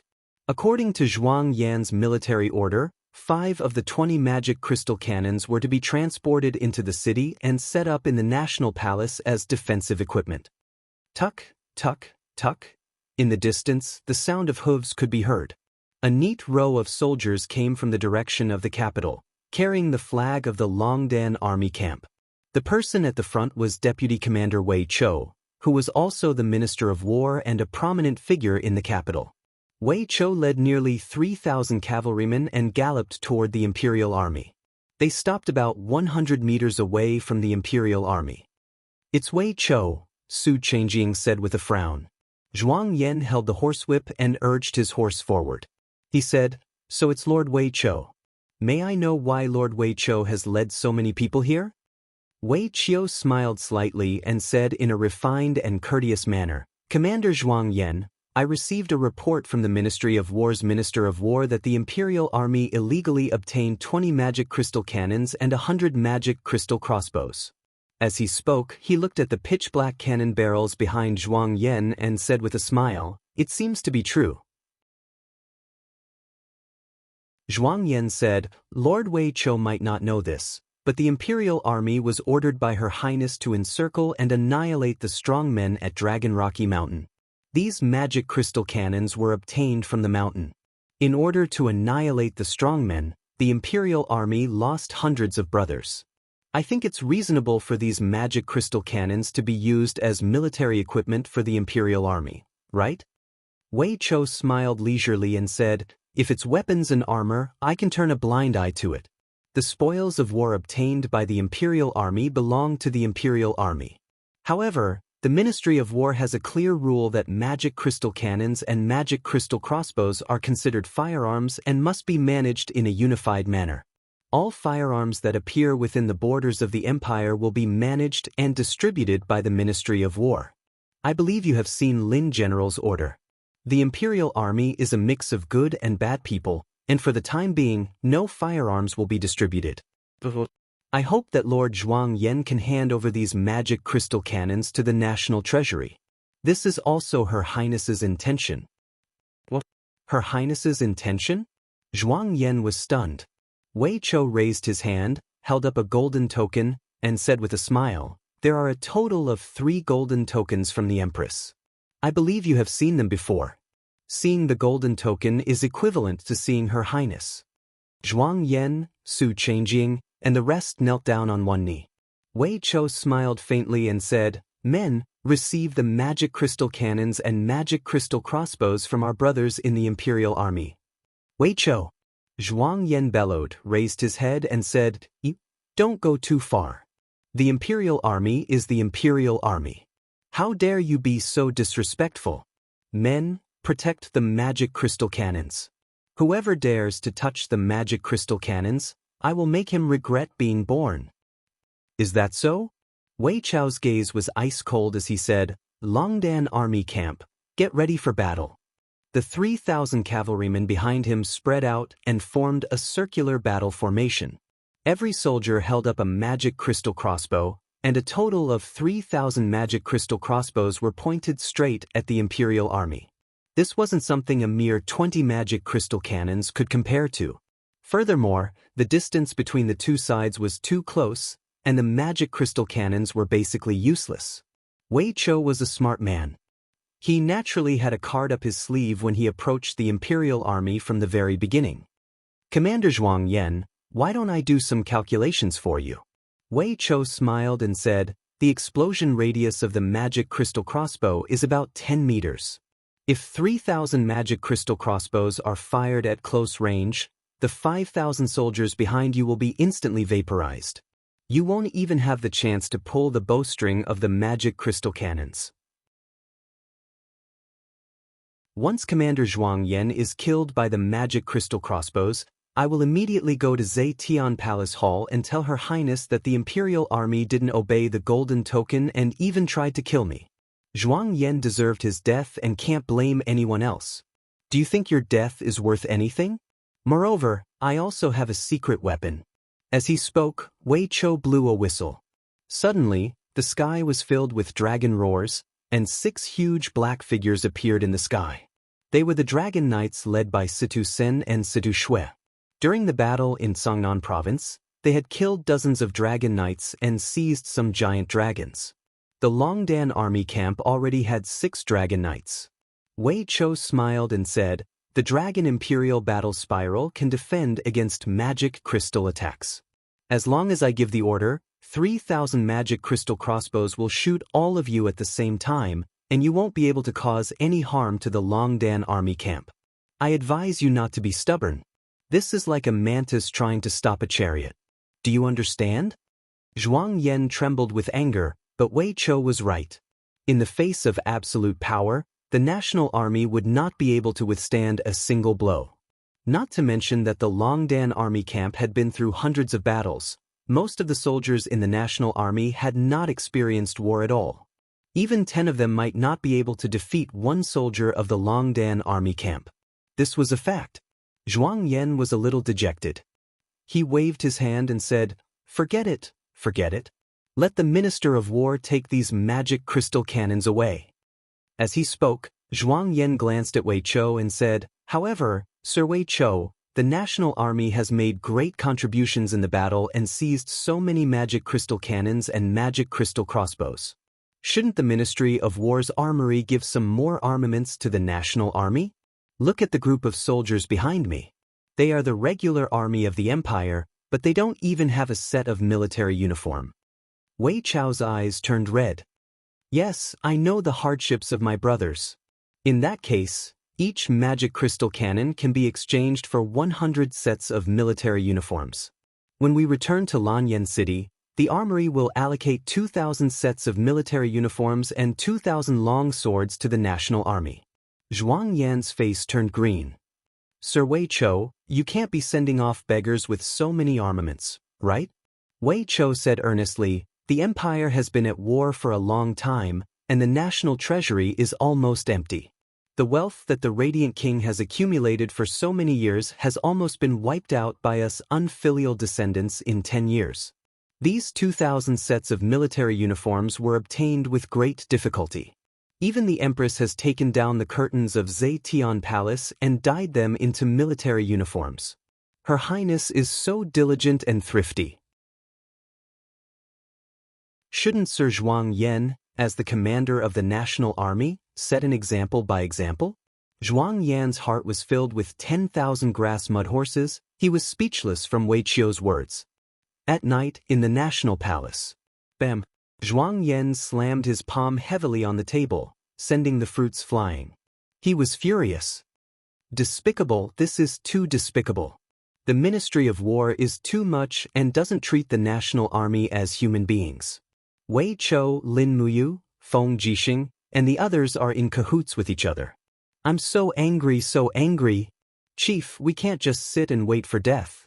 Qin Ran sat there leisurely. Behind him, Qin Yan was standing tall like a statue of a war god. He raised his teacup and took a sip before saying, Commander Zhuang Yan, don't be impatient. You said that Lin, Feng, Wei, and the others are colluding with each other. Doesn't that mean that you are including Her Highness Qin Yin as well? Sir, please remember that you are also an important member of the Congress.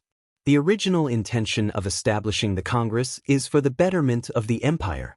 If you even dare to profane the female empress, then this old man will start to doubt the original intention of establishing the Congress.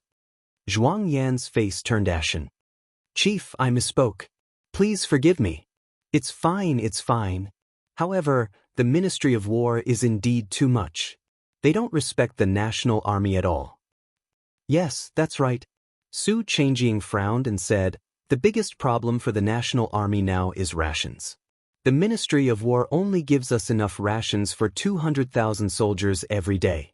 Most of us don't even have enough to eat, let alone train. The biggest problem is clothing. Lanyan City is located in the northern Ridge province. Winter is coming fast, and it might snow within a month. However, most of our soldiers are only wearing autumn clothes. If we don't have 500,000 sets of winter clothing, how are we going to survive this winter? Without 500,000 sets of winter clothing, how are we going to survive this winter? Zhuang Yan clenched his fists and said, Lin Muyu, Wei Chou, and Feng Jixing are working together with the Ministry of War and the Ministry of War to cut off our rations and armaments. All they want is for the national army to retreat and for us to leave the capital. Zhou Heng sneered, they are dreaming. Since we are here, we won't leave so easily.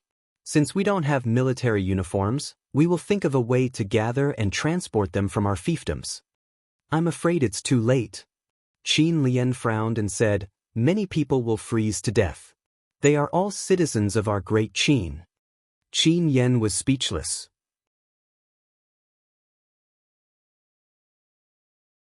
Chapter 946. Zetian Palace, Side Hall, Imperial Army Meeting Room. When Wei Chou talked about confiscating 20 magic crystal cannons from the Imperial Army, everyone burst into laughter. Zhang Wei said casually, as expected of the Minister of War. You're so confident even when you're robbing. That's great. Lin Muyu pondered for a moment and asked, have you found out where these magic crystal cannons came from? Could it be that other people have also mastered the technology of casting magic crystal cannons other than the Imperial Armament Department? That's not the case. Wei Chou answered, the serial number of the Ministry of War is engraved at the bottom of these magic crystal cannons. If I'm not mistaken, they should have been lost in the Battle of Lingdong Province. Later on, the Tianji Empire's army didn't have time to take them away, so they fell into the hands of the people. As for how the imperial army got them, they probably bought them from those merchants or mercenaries. It seems like the imperial army is really racking their brains for armaments. Feng Jixing sighed and said, since Zhuang Yan could think of this method to get armaments, he must have thought of other ways. They're still being polite to the Ministry of War for now, but once they have enough armaments and have a solid trump card, I'm afraid that won't be the case anymore. Lin Muyu nodded and said, after all, there are too many people in the imperial army. Once they're equipped with magic crystal cannons, it'll be a big deal. Wei Chou, Zhang Wei, you guys have to send people to investigate carefully. Don't let your guard down. Yes, Lin General. The few of them cupped their fists together. Lin Muyu pondered for a moment and said, Zhuang Yan and Su Changjing are both smart people. They'll definitely fight against the imperial army in other ways.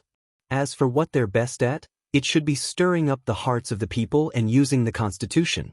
From today onwards, everyone in the imperial army must learn the Constitution and restrain their words and actions. No one can be caught by the imperial army. Do you all understand? Especially you, Zhang Wei. Lin Muyu raised her eyebrows and said, according to the Constitution, there is a military regulation that states that soldiers are not allowed to have more than 3 concubines and are not allowed to play around with women. But you, Zhang Wei, have been in and out of the red light alley. Once you are caught, I'm afraid that no one will be able to protect you. So you have to restrain yourself, understand? Zhang Wei knelt on one knee. Yes, Lin General. I understand. I will restrain myself. After following Feng Jixing for so many years, Zhang Wei's temper had indeed been restrained quite a bit. Based on his temper in the past, he would probably have gone to the imperial parliament with a knife and started a massacre. The empire was won by Lin Muyu, Feng Jixing, and Tang Xiaoxi together. Anyone who dared to bully them would be making an enemy out of Zhang Wei.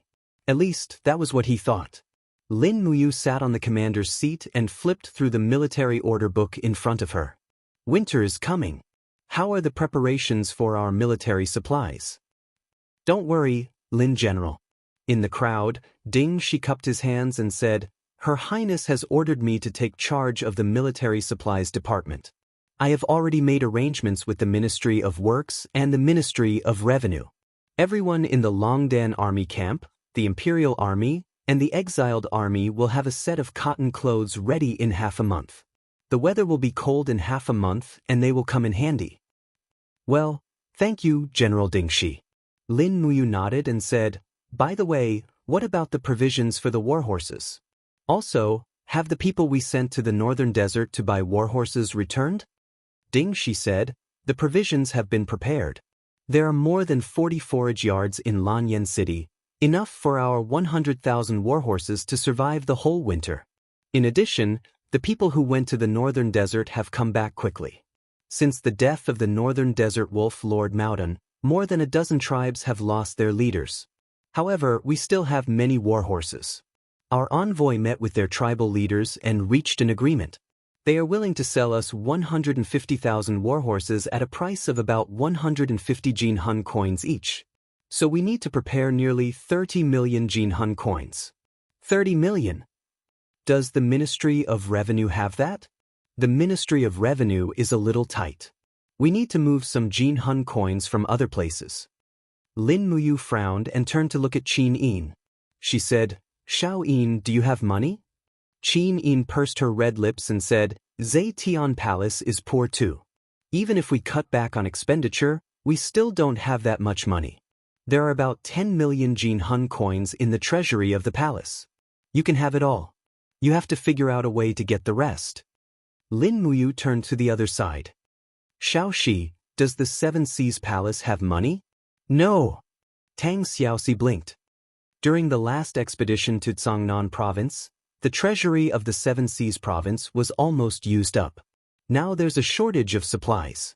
After Xiao Yin returned, she pardoned the people and reduced taxes. So now all the places are very poor. It seems that the 11 years of war have really made the empire poor. The dignified Lanyan city can't even produce tens of millions of Jianghu coins. Yes, it has always been like this. Feng Jixing said, why don't you ask Jin Xiaotang? The Xin Flower Chamber of Commerce should still be rich. These 150,000 warhorses are very important to us. The future war will still be the battlefield of the cavalry. The magic crystal cannons are too clumsy and can only be used for defense. The real offensive war will still rely on the cavalry and the rapid charge of the magic crystal crossbows. We can't do without warhorses. Yes, I will ask. But it won't be too ideal. The big families in Lanyan City are also very poor now.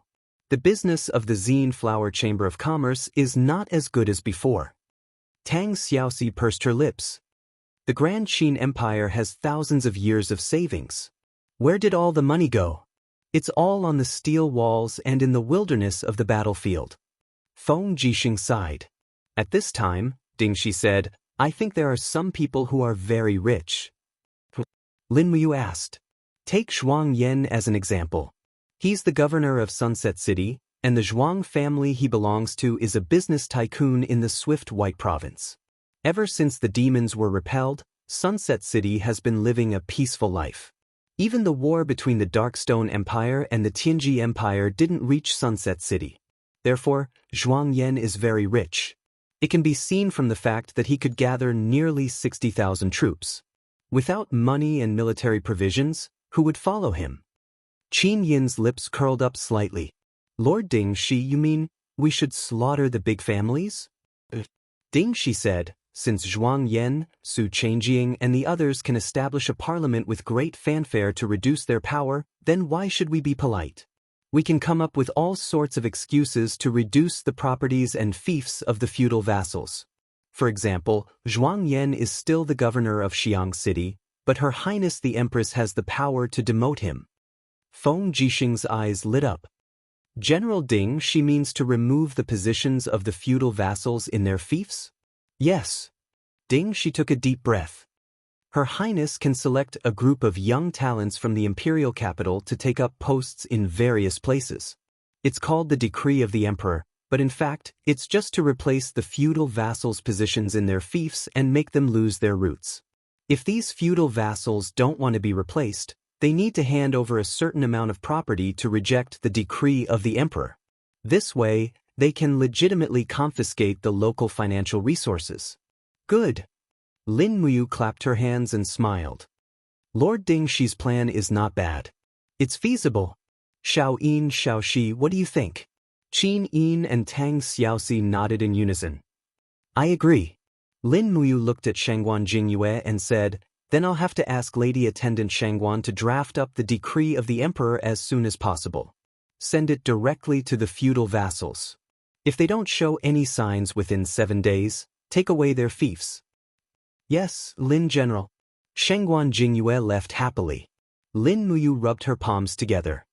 This way, we have the money to buy war horses. Wei Chou said, Lin General, Shenhou Zeng Yifan sent a letter from Dongshuang City. He learned that the Celestial Empire of the Celestial Pole continent has passed through the Forest of No Return and has started a war with the Tianji Empire's Zhangcheng army.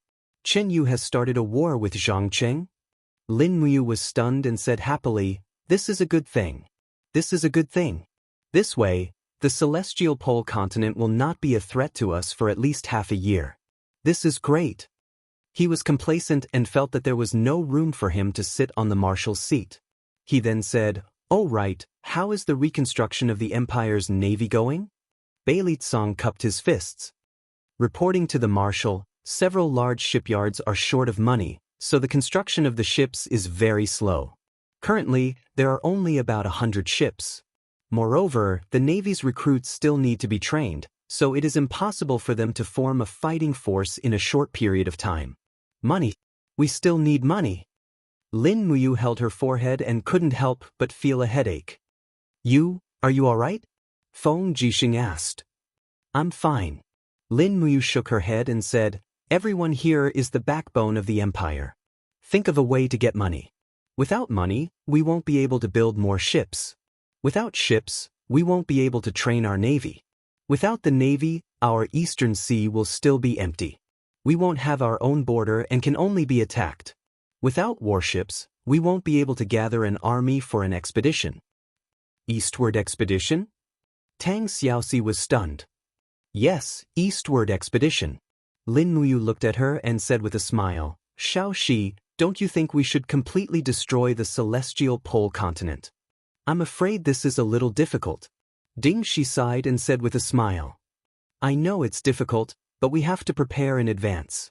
Lin Muyu twirled the pen in her hand. She pondered and said, It's not that I want to be militaristic, but if our Qin Empire doesn't be militaristic, we will definitely be destroyed. Even if I have to let down the future generations, I must fight on. Qin Yin was slightly moved and said softly, I will do my best to support you. Tang Xiaoxi nodded. Me too. All the generals were stunned, then they cupped their fists and said, We will definitely follow the marshal. Wherever the soldiers point, we will never retreat. Lin Muyu smiled happily. The people in front of her were the real pillars of the empire. It was this group of people who defeated strong enemies time and time again. The Iha Kingdom, the Demon Race, the Tianji Empire, and the Blackstone Empire. They were the real treasures of the empire. History would always remember their names and their glorious achievements.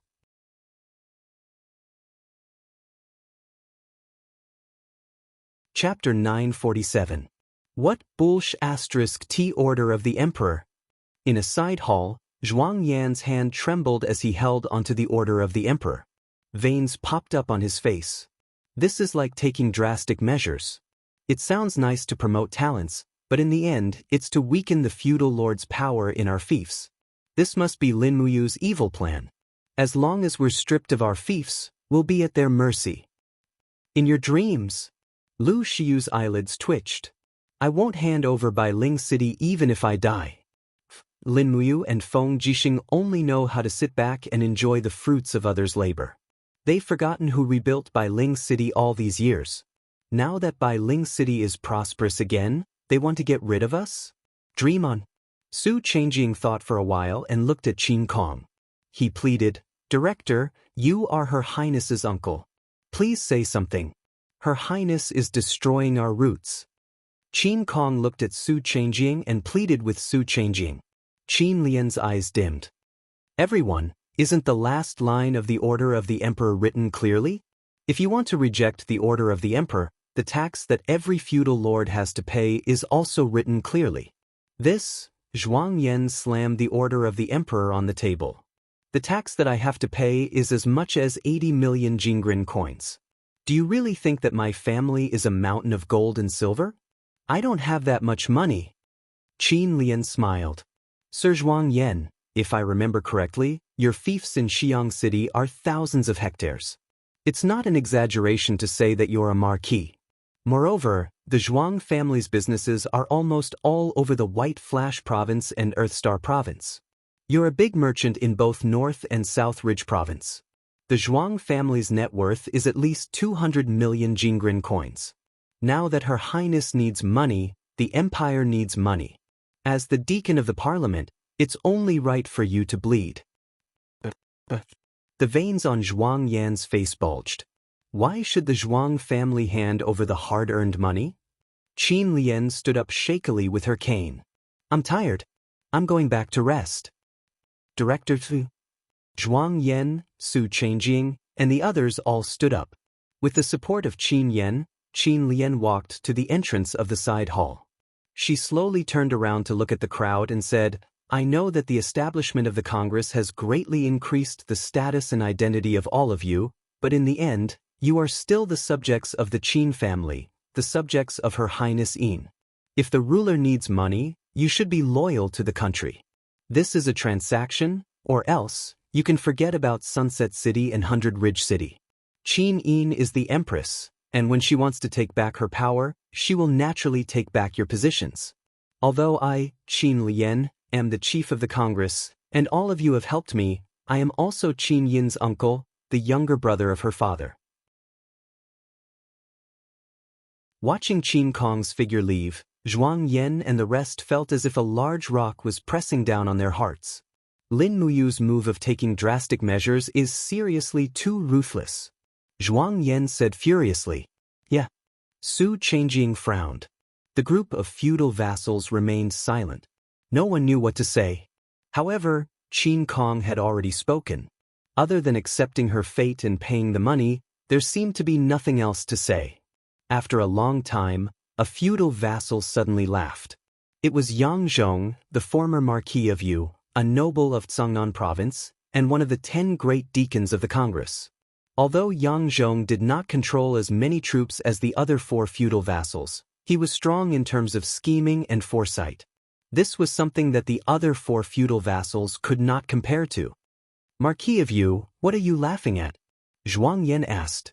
Yang Zhong stroked his beard and said, It's really funny to see all of you frowning. Marquis of Yu. Zhuang Yan's voice became much sterner. Yang Zhong said, Instead of being at a loss here, why not think of a way to counterattack Lin Muyu and Feng Jixing? Counterattack? Su Changjing was stunned. That's right, counterattack. Yang Zhong's eyes turned cold.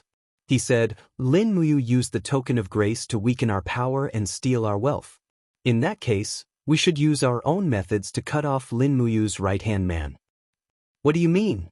As far as I know, the siblings, Sidu Sen and Sidu Shui, have a mansion in Lanyan City that is as large as 400 mu. Although the front yard is not too big, there are many livestock in the backyard to feed the giant dragons and frost-armored horned dragons. In the constitution that we have just established, the mansion of a deputy commander cannot exceed 20 mu.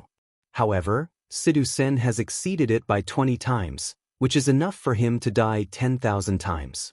Lord Zhuang Yan, you are one of the framers of the Constitution, so you should know the punishment of exceeding 20 times, right? Zhuang Yan shuddered. Behead, that's right. Yang Zhong stroked his beard and said proudly, Since the Imperial Army is the army that defends the Constitution, if not now, then when? This Sidu Sen's mansion is as large as half of Zetian Palace. An officer like him must have received a lot of bribes. Who else should we kill if not him? Zhuang Yan clapped his hands and said with a smile, Great? Great. This is great.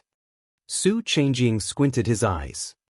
However, don't forget that Sidu Sen is a godly state expert. Although he is only a divine venerable one, he is still a god. How can our imperial army make Sidu Sen submit? Lord Su, please rest assured. Yang Zhong said, Since we have the means to buy the demonic crystal cannons, we naturally have the means to buy the weapon that can restrain a godly state expert, the demonic heart arrow. The Empire's battlefield is almost 1,000 miles from Winterfrost City to the steel protective wall. There are many demonic heart arrows along the way.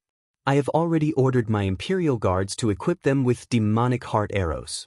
As long as you shoot Sidu Sen before he gets on the dragon, he will be nothing but a mortal. When do we do it? Zhuang Yan asked. Yang Zhong said, We do it at midnight. We will execute him at dawn. Let Lin Muyu wake up to find the head of the deputy commander of the Longdan army camp hanging on the palace gate of Zetian Palace. Good, very good. Zhuang Yan's eyes were full of ruthlessness.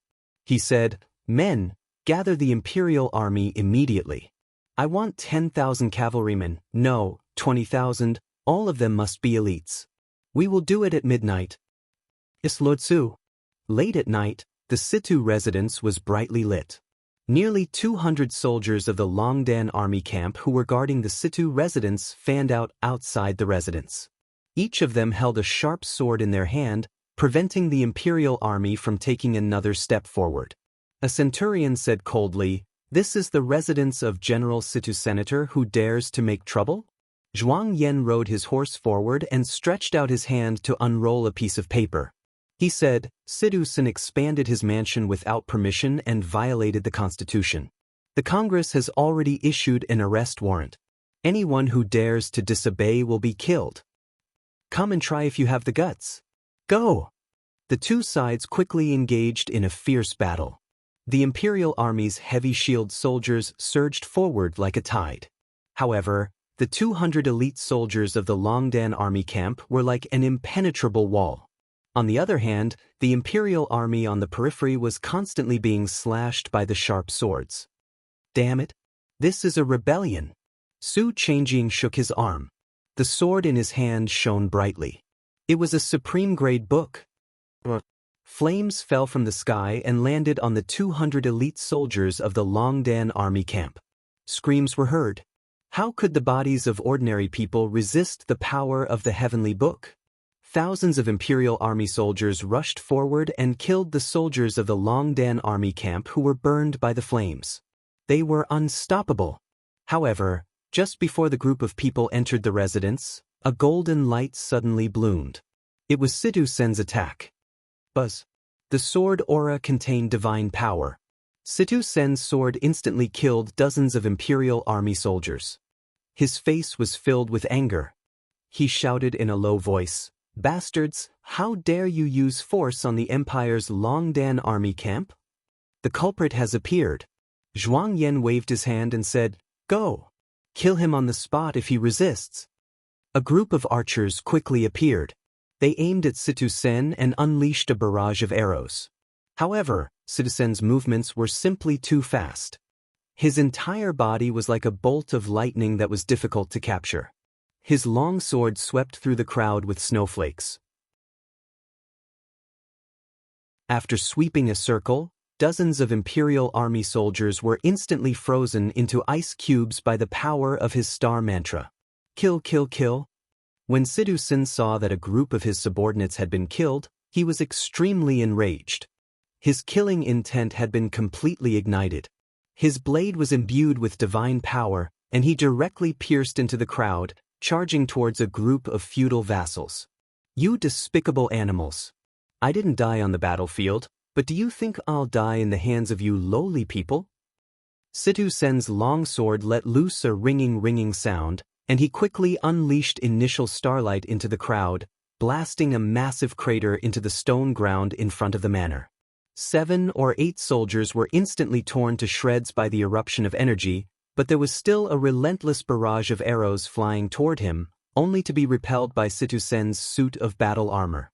"How many of our Imperial Army soldiers are you trying to kill?"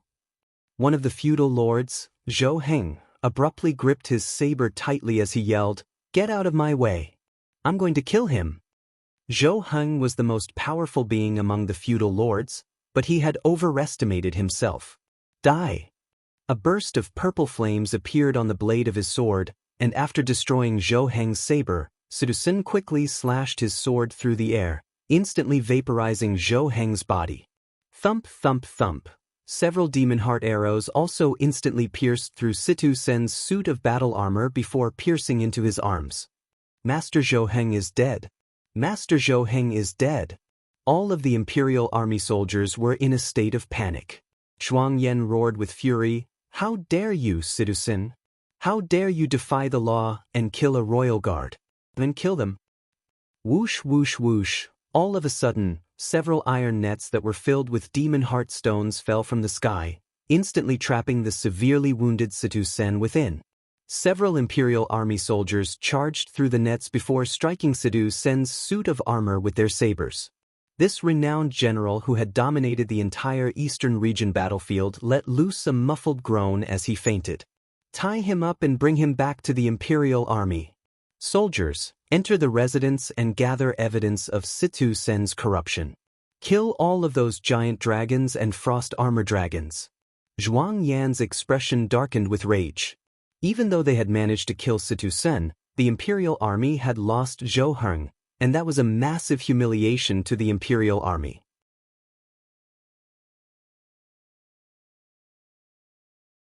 Chapter 948. In one of the many rooms in Zetian Palace, a person sat cross-legged on a futon. Golden miniature elephant wheels slowly rotated around his body. It was as spectacular and magnificent as a planet orbiting a star. These days, Lin Muyu had never slacked off in his training. He needed to become stronger, and he needed to become stronger quickly in order to cope with the changes that might occur in the future. Beside him, Tang Xiaoxi leaned against the headboard and dozed off. She seemed to be very tired. Tang Xiaoxi did not have much time to train. She relied more on her innate talent. Perhaps, to her, ample rest was much more important than hard training. Qin Yin held a wooden sword in her hand. She was dressed in the long dress of an empress. Under the illumination of the crane lamp, She slowly swung the wooden sword. Although it was just an ordinary wooden sword, an invisible aura surged around the sword. It was as if every strike of the sword had the power to swallow the heaven and earth. This kind of aura was the essence of Shi Yan's 7 strikes.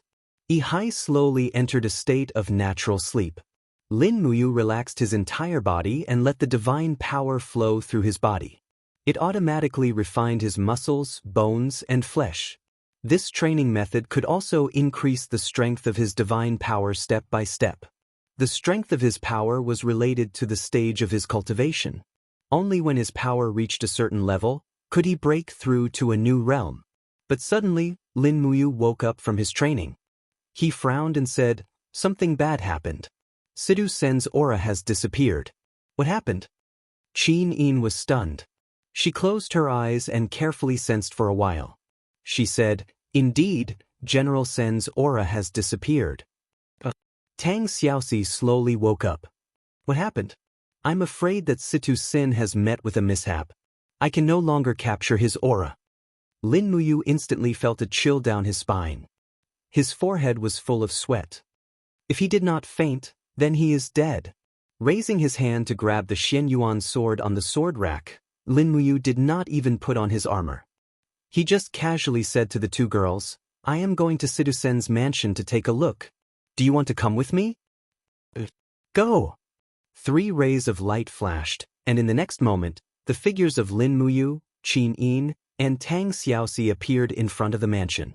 Moreover, the flames of war in front of the mansion had not yet been extinguished, and piles of flames were still burning the corpses of the dead. The horizontal board of the Situ mansion had already been smashed, and there were even a few soldiers carrying a huge beast's head out. It was the head of a blue dragon. Lin Muyu was so angry that her entire body was trembling. She flew forward and her power rippled out. She said sternly, "What's going on? What happened in the Situ residence? Who killed this blue dragon?" A few of the soldiers recognized Lin Muyu. One of the sergeants immediately knelt on one knee and said, "Greetings, Lin General. This is an order from the chief." General Situ Sen expanded the size of the mansion without permission, which greatly exceeded the restrictions of the Constitution. Therefore, the Congress has decided to severely punish Situ Senator. As for this blue dragon, it was Commander Zhuang Yan who ordered us to shoot it with white diamond arrows. Lin Muyu gripped the Xianyuan sword tightly. Her anger turned into power and surged out. The stone bricks under her feet cracked and rose. Her eyes seemed to be burning as she roared, "Who do you think you are? How dare you touch my people without permission? Are you looking for death? This blue dragon is our trophy, a bargaining chip for the Empire to fight against a strong enemy in the future. How dare you shoot a giant dragon? What a bunch of idiots! Tell me, where is Situ Sen? What about Situ Shui? Where is she?"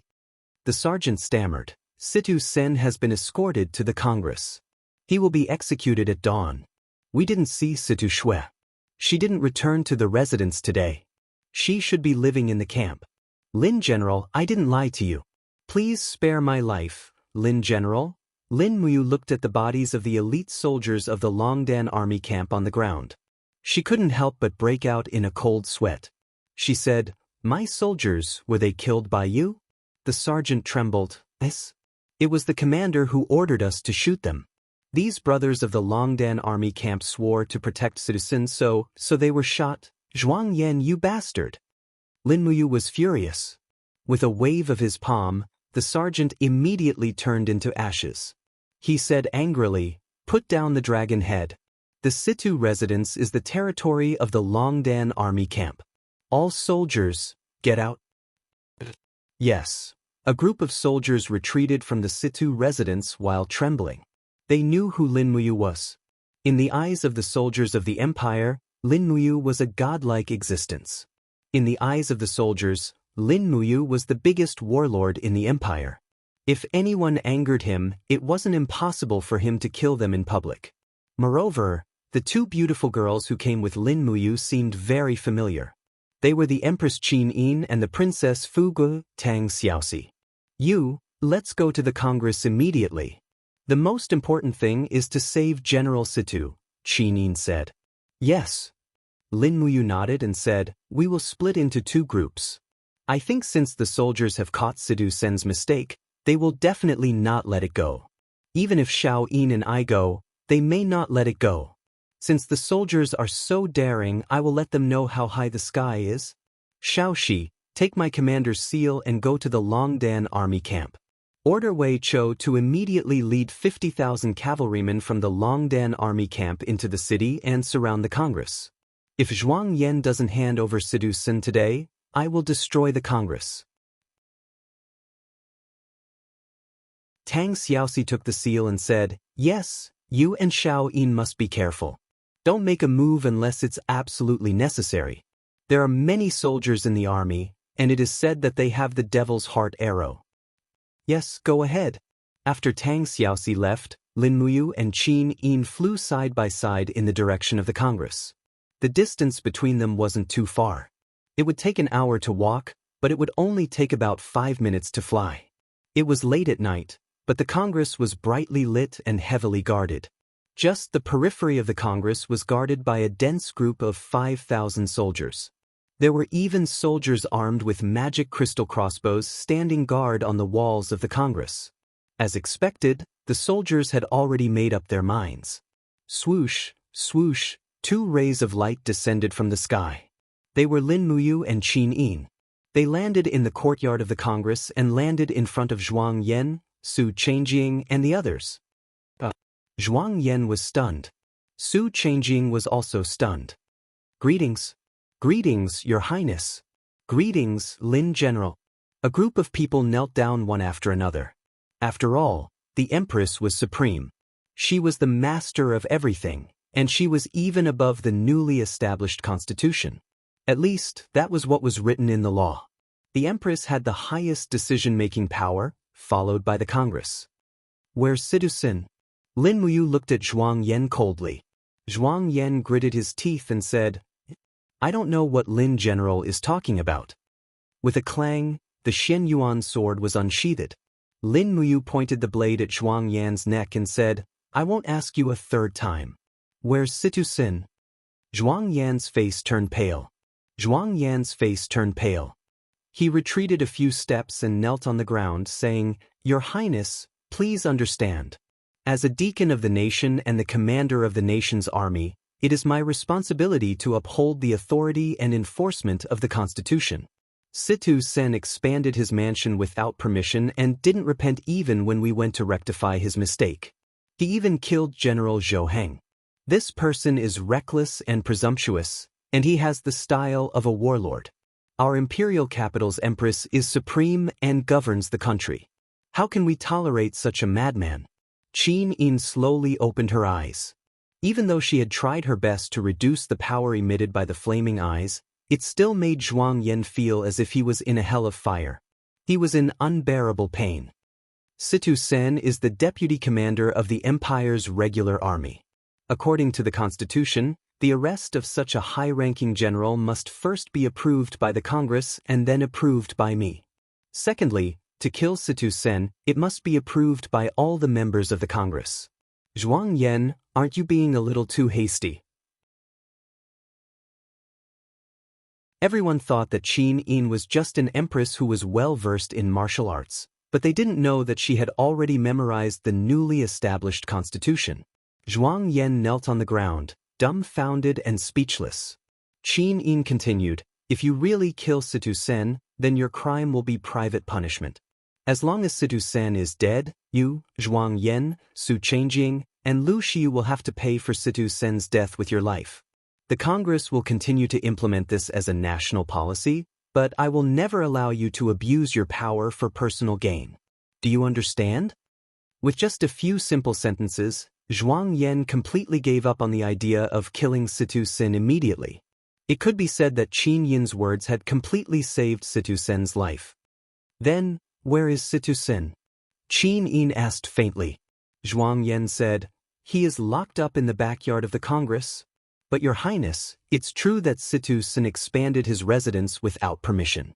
We can spare Situ Sen's life, but we must hold him accountable. Therefore, We must not release Sidu Senator. This is the responsibility and mission of the National Army. Bring Situ Sin here. Lin Muyu said faintly, I am the Empire's marshal. I have the right to see my subordinate and ensure his safety. But this is against the law.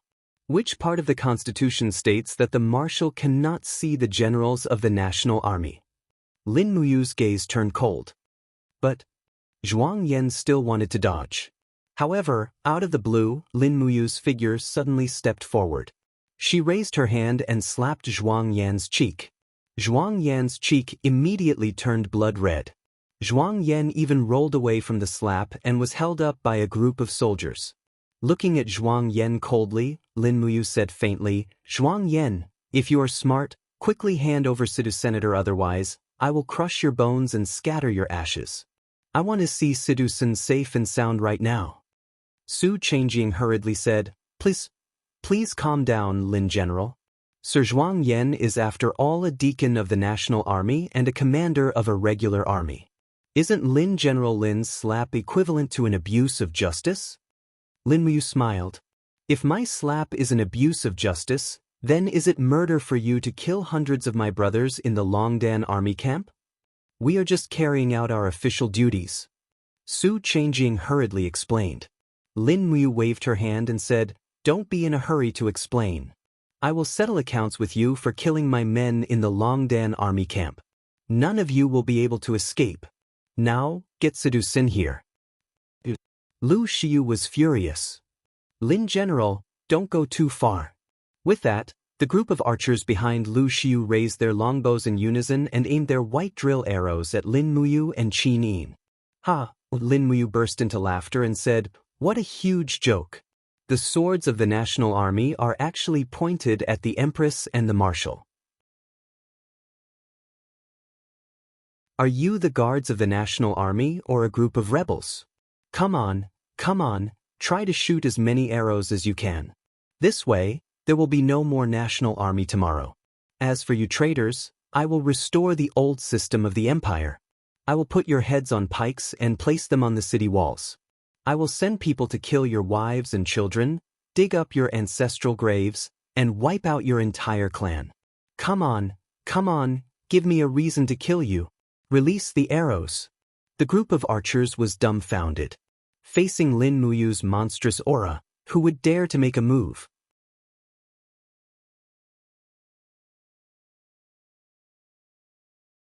Chapter 949. Stop! A dignified voice came from the inner hall. The president of the Congress, Qin Yan, had finally arrived with a crutch. His aged face was dignified as he said, Are you trying to rebel? Put down your bows and arrows. In front of you is the Empress and the Marshal of the Empire. Zhuang Yan, Su Changjing, how did you restrain your subordinates? Zhuang Yan hurriedly raised his hand. All of you, put down your weapons. He glared at Lu Shiyu as if blaming him for letting his subordinates assume a fighting stance. This way, trouble followed, and it wasn't just ordinary trouble. Greetings, Chief. The group of Congress soldiers saluted. After all, the highest commander of the Congress Army was Chief Qin Yan in name. However, Qin Yan couldn't voice his bitterness because the Congress Army was never under his control. Greetings, Your Highness. Greetings, Lin General, Qin Shao said. Uncle, you may dispense with the formalities. Qin Yin said faintly. She had a stomach full of anger but couldn't vent it. Since Qin Yan was here, she had to give him face. Qin Yan held his father's arm and said loudly, Come, bring General Situ Sin here. A few Sanctum Instructor-level practitioners carried a person over. It was the unconscious Sidu Senator. His eyes were tightly shut and he was in a daze. No one knew if he had fainted or died. Lin Muyu hurriedly went forward and checked his breath. He was still breathing, but it was very weak. She quickly raised her palm and the healing power quickly surrounded Sidu Senior. Big brother, don't waste your energy. Qin Yan said, General Sin was shot by a poisonous arrow and his body was poisoned. He won't wake up for a while unless someone knows how to detoxify it. What poison is it? Lin Muyu looked at Zhuang Yan and roared, What poison? Speak. Zhuang Yan stammered, Emerald Eagle's poison, Emerald Eagle's poison? Lin Muyu was drenched in cold sweat. She had heard of this poison before. The emerald eagle was a rare bird, but its beak was highly venomous. The poison seeped directly into the brain and could destroy the nervous system of a person's brain. If it was delayed for too long without treatment, the person would be a cripple even if they woke up. You guys are so ruthless, using poison on the deputy commander of the empire? Lin Muyu gnashed her teeth as she glared at Zhuang Yan, Su Chengjing, and the others. Her eyes were filled with fury, and she could not wait to burn these despicable people into ashes.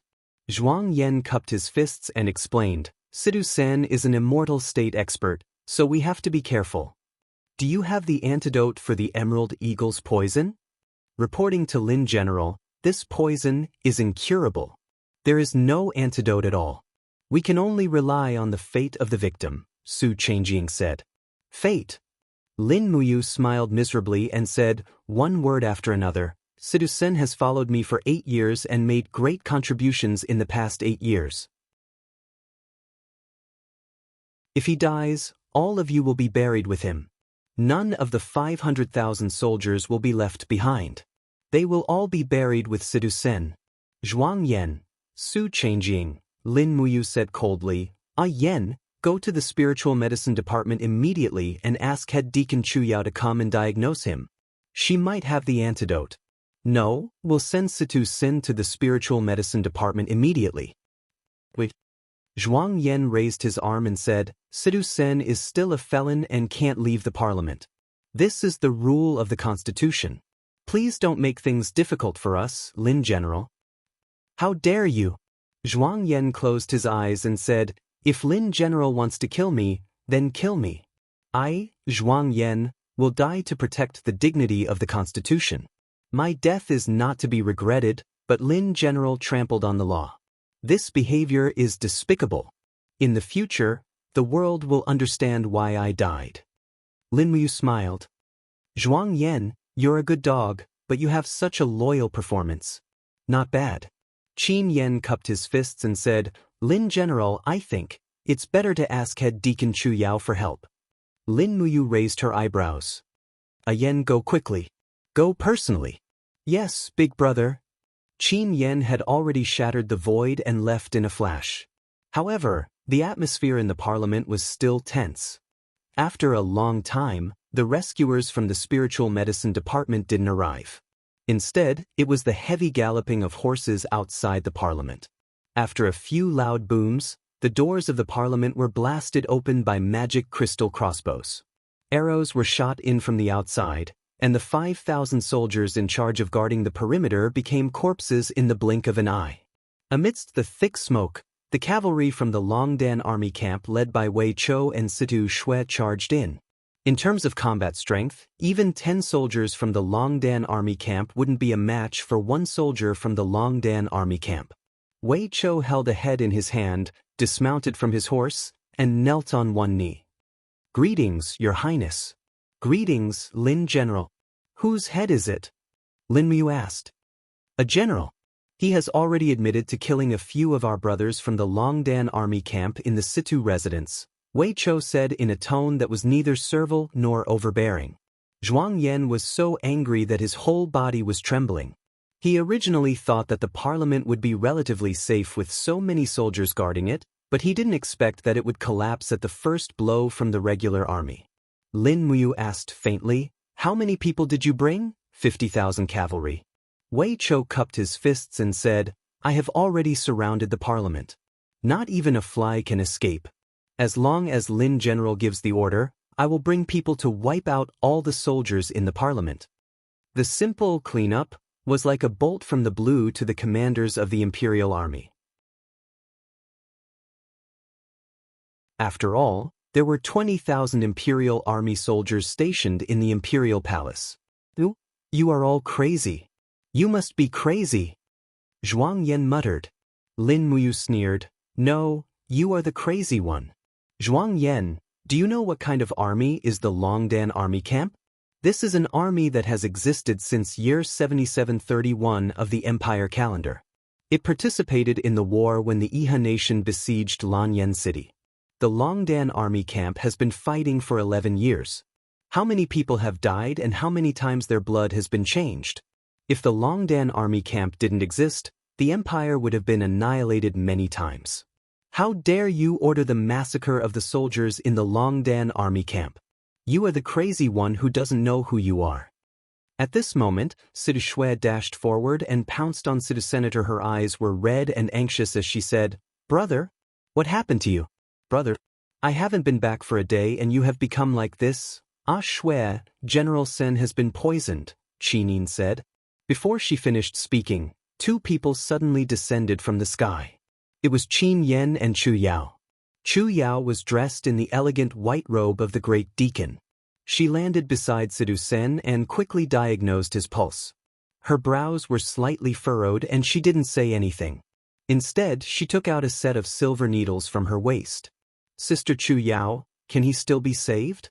Lin Muyu bent down and asked. Chu Yao nodded. Fortunately, Sidu Sen's cultivation is profound. The Emerald Eagle's poison was sealed in his blood vessels with his divine power, but it didn't enter his heart and head. I will use the method of drinking blood and purging the poison with silver needles to save him. You, help me guard. During this period of time, no one can disturb me. Also, tell the people outside to stop fighting. Many people have already died. Okay. Lin Muyu waved her hand. Wei Chou, stop fighting. Capture all the murderers who participated in the attack on Situ residents and send them to Dingxi. Let Dingxi punish them according to the military law. Yes, Lin General. Zhuang Yan hurriedly said, No, the country has its laws. They are only law enforcers. They are definitely not murderers. Lin Muyu said indifferently, You carry out your national law, I will carry out my military law. Without my military order, you attacked the regular army of the empire without permission. I am already being lenient by not banning the designation of the national army. Zhuang Yan was startled and didn't say anything else. If the national army was banned, then this operation of the national army was equivalent to losing everything. Detoxification with silver needles was a long process. The silver needles were pierced into the blood vessels, and after a long time, black blood would flow out along the silver needles. Situ Shui carefully wiped at the side, while Lin Muyu, Qin Yin, and Tang Xiaoxi were guarding at the side. This night was too important for the empire. This was the first large-scale conflict between the national army and the Longdan army camp. If it wasn't handled well, it would lead to civil strife. Even if the Longdan army camp won, how could it be considered a victory if they slaughtered 500,000 soldiers of the empire? Lin Muyu was afraid to take action, and Zhuang Yan and the others were also afraid. This made the situation reach a delicate balance, and no one was willing to break this balance. Until dawn, suddenly Citizen whimpered and slowly opened his eyes, but he was too weak to make a sound. He just blinked when he saw Lin Muyu and Qin Yin. This was already his etiquette. Have a good rest. Lin Muyu frowned and said, Rebuild the Situ residence into the barracks of the Longdan army camp in the city. It won't be included in the plan of the residence. Buy land and double the size of the city. Accommodate 10,000 soldiers to live and train in the city. If anyone comes to cause trouble, kill them without reporting back. Wei Chou and Sidu Shui showed a trace of gratification. Lin Muyu looked coldly at Zhuang Yan and the others, stood up, stretched her body, and said, It's better for the national army to train properly and not make trouble for yourselves. Wei Chou, deploy 20,000 soldiers to the Longdan army camp to guard outside the barracks of the national army. Without the deployment order from the Ministry of War, kill any soldiers without the Empress's warrant. Xiao Yin Xiao Shi, let's go back. Okay. Everyone escorted the Empress out, but before she left the residence, a light cavalry from the Ministry of War came from afar, dismounted, and knelt on the ground. He said in a low voice, Your Highness, Lin General, a man who claims to be the governor of Ba Huang Province requests an audience. He says his name is Qianfeng. Qianfeng? Lin Muyu was stunned. Where is he? In Zetian Palace Hall. Okay, we will go immediately. Yes. In Zetian Palace Hall, Qianfeng was dressed in a white robe. Behind him were 4 high-level demon generals, all of whom were at the rank of captaincy. When Lin Muyu, Qin Yin, and Tang Xiaoxi entered the hall, Qianfeng immediately knelt with his subordinates and said loudly, "Qianfeng pays his respects to your highness and Lin General." Lin Muyu laughed heartily. She went forward to support Qianfeng by his arm and said, "Marshal, it's been a long time. If you didn't delay the flowing spirit army at the Tongtian Gorge, I'm afraid Lanyan City would have long been in the hands of others. I'm just doing my duty to protect my homeland." Qianfeng touched his nose, looked deeply at Qin Yin, and said, "Your Highness, it's been a long time. Congratulations on your rebirth and obtaining the flaming eyes. Can I take a look at it?" Qin Yin slowly opened the flaming eyes. Immediately, Qianfeng was covered in cold sweat and said, "What a powerful domain." Lin Muyu smiled and said, "Marshal Qianfeng, you must have something to do in the imperial capital this time. Logically speaking, Ba Huang province is being rebuilt. As the governor, you should be extremely busy." "That's right. I have something to do," Qianfeng said. "When we were excavating underground magic crystals, we accidentally collapsed a mountain and made some shocking discoveries at the bottom of the mountain." "What discovery? There are many people here." Lin Muyu smiled and waved her hand to dismiss the people around her. There were only 3 to 5 people left. Qianfeng quickly took out a white handkerchief and slowly unfolded it. There were actually 2 dead bees lying quietly in the handkerchief and said, "This is the discovery." "Winter is coming, but there are still bees?" Qin Yin was stunned. "Your Highness, the truth is here." Qianfeng quickly pulled the bee's head and tail apart. He saw that the inside of the bee was not some internal organs, but a metallic cylinder. There were even sparks on it. Chip. Lin Muyu's body trembled.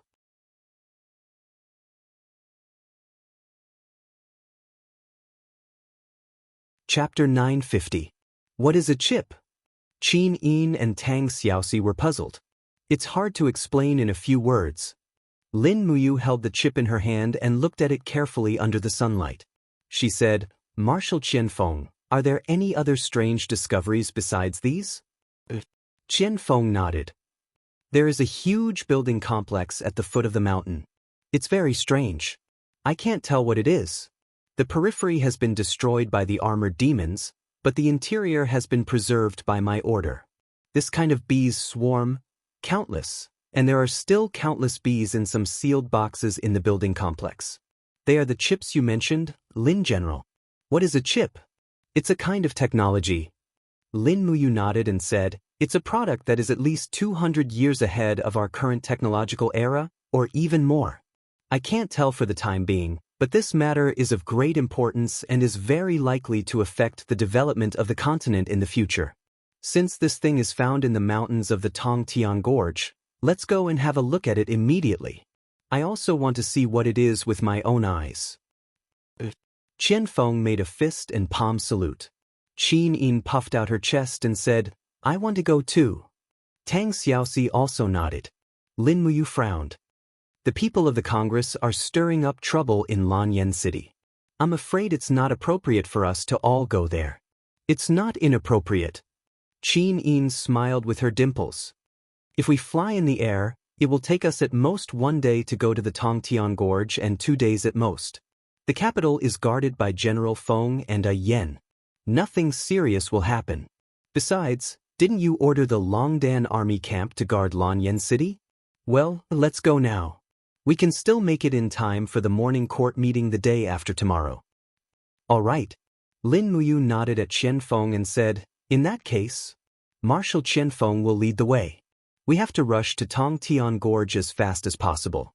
It just so happens that Xiao Yin hasn't been to Ba Huang province since she came back.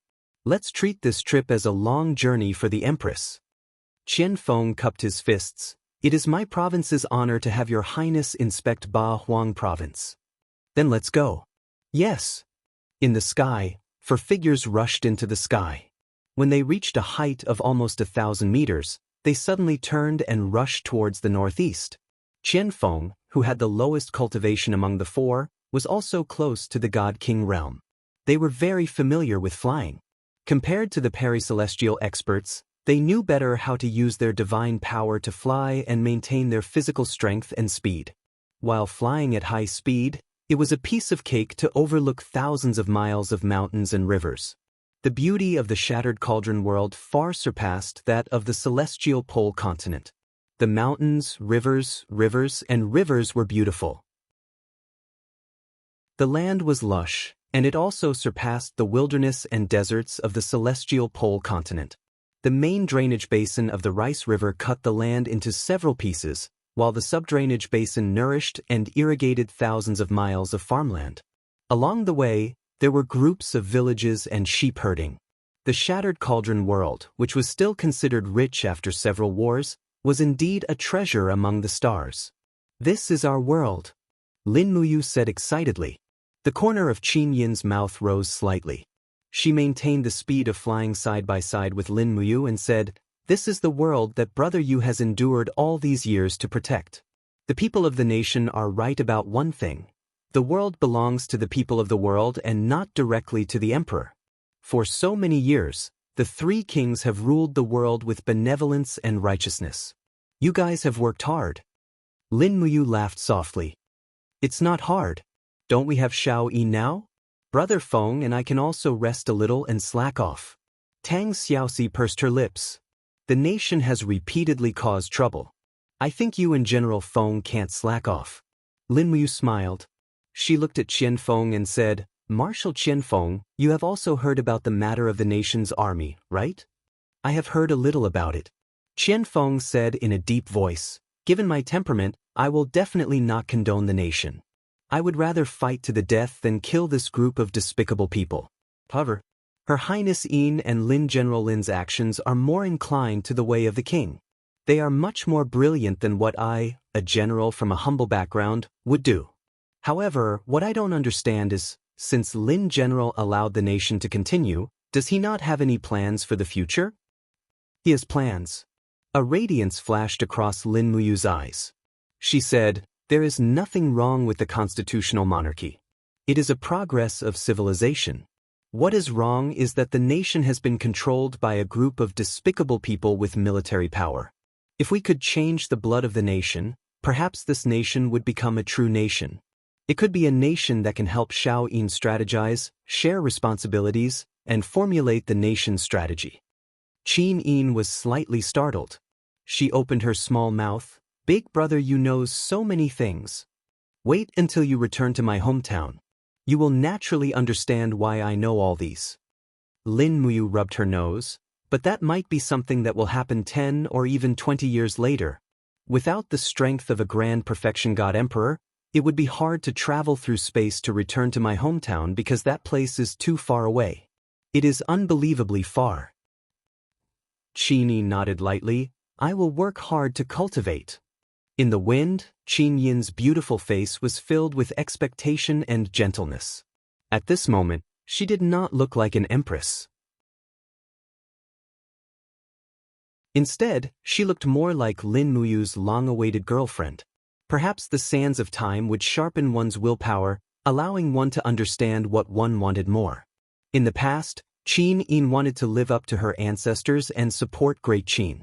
Now, after experiencing so many things, Qin Yin finally understood that accompanying the person she loved was the most beautiful dream. Tang Xiaoxi tilted her head and looked at them. She smiled. "Then what is Mu's plan for the future of the nation?" Lin Muyu pondered. "The Qin Empire has a total of 13 provinces and more than 150 states.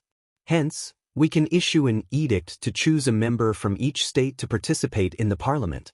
And this member should be a person with lofty ideals. With these members, we can replace the feudal vassals in the parliament. Step by step, we can reform the parliament. In less than half a year, the parliament will be renewed." Qin Yin was surprised. Actually, I have the same idea. Let's implement it after we return." When the sun was setting, the four of them flew into Tong Tian Gorge. Looking down, the barracks in the gorge stretched for dozens of miles. Rows of Central South Iron Cavalry finished their training and were on their way back. In the past half a year, Tong Tian Gorge had been attacked time and time again. But the army was getting bigger and bigger. There were at least 50,000 iron cavalry in the gorge. Qianfeng was indeed an outstanding general. Lin Muyu couldn't help but smile. It seems that our Ba Huang province is now strong and well-equipped. Qianfeng also smiled. Thanks to Lin General's edict, Yunzhong province and Tianshu province have been transporting supplies to Ba Huang province.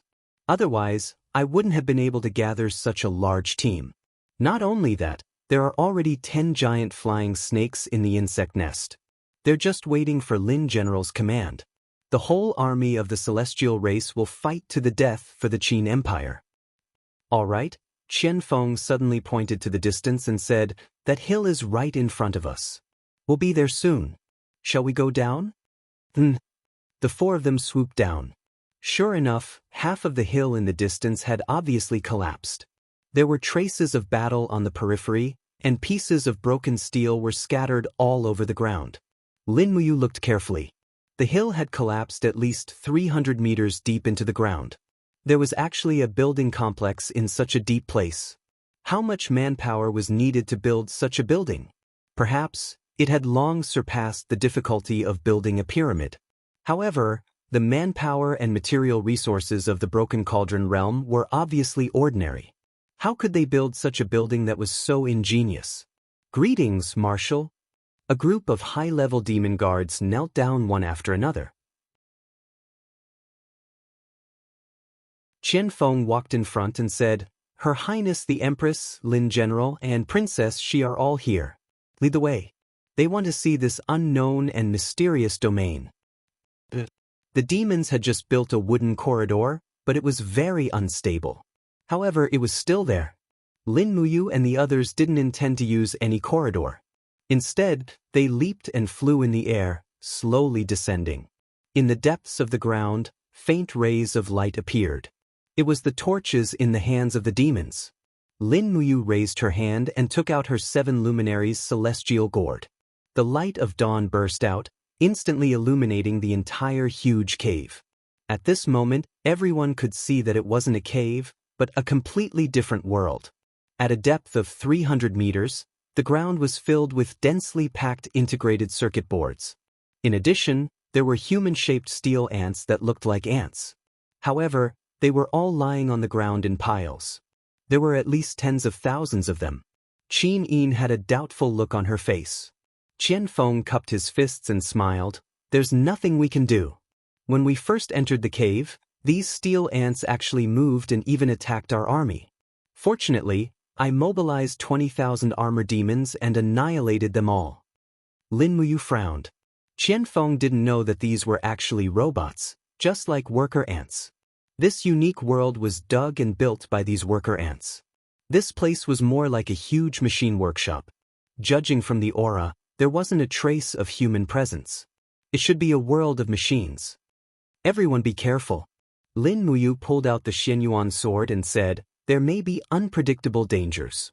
Qin Yin and Tang Xiaoxi frowned slightly. Although they didn't know what happened, Lin Muyu must have her reasons for being so nervous. Under the guidance of several high-level demons, everyone walked along this high-tech building complex for nearly 10 minutes. Qianfeng said, "If we go any further, we'll reach that big guy." "Big guy?" Lin Muyu was stunned. "Yes, a big guy made of a whole piece of steel building, but we don't know what it is.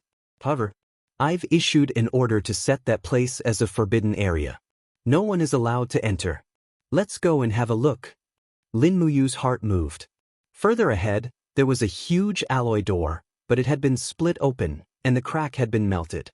Needless to say, it must be Qianfeng's masterpiece.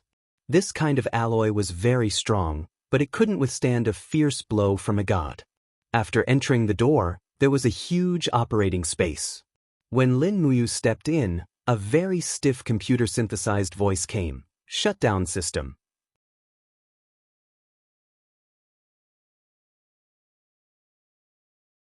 Chapter 951. What's that sound? Qin Yin immediately summoned her golden wings and slowly opened her flaming eyes. She was already in combat mode. Tang Xiaoxi also opened her beautiful eyes wide nervously, and 9 flaming tails appeared behind her. Don't be nervous. Lin Muyu walked to the center of the control room and looked around carefully. Everything seemed so empty and clean. Probably no one had been here before. Therefore, there was not a single chair or table in the entire control room. It was very strange. Everyone be quiet. Lin Muyu raised his Xinyuan sword. He could only take a gamble. He said softly, "Restart system."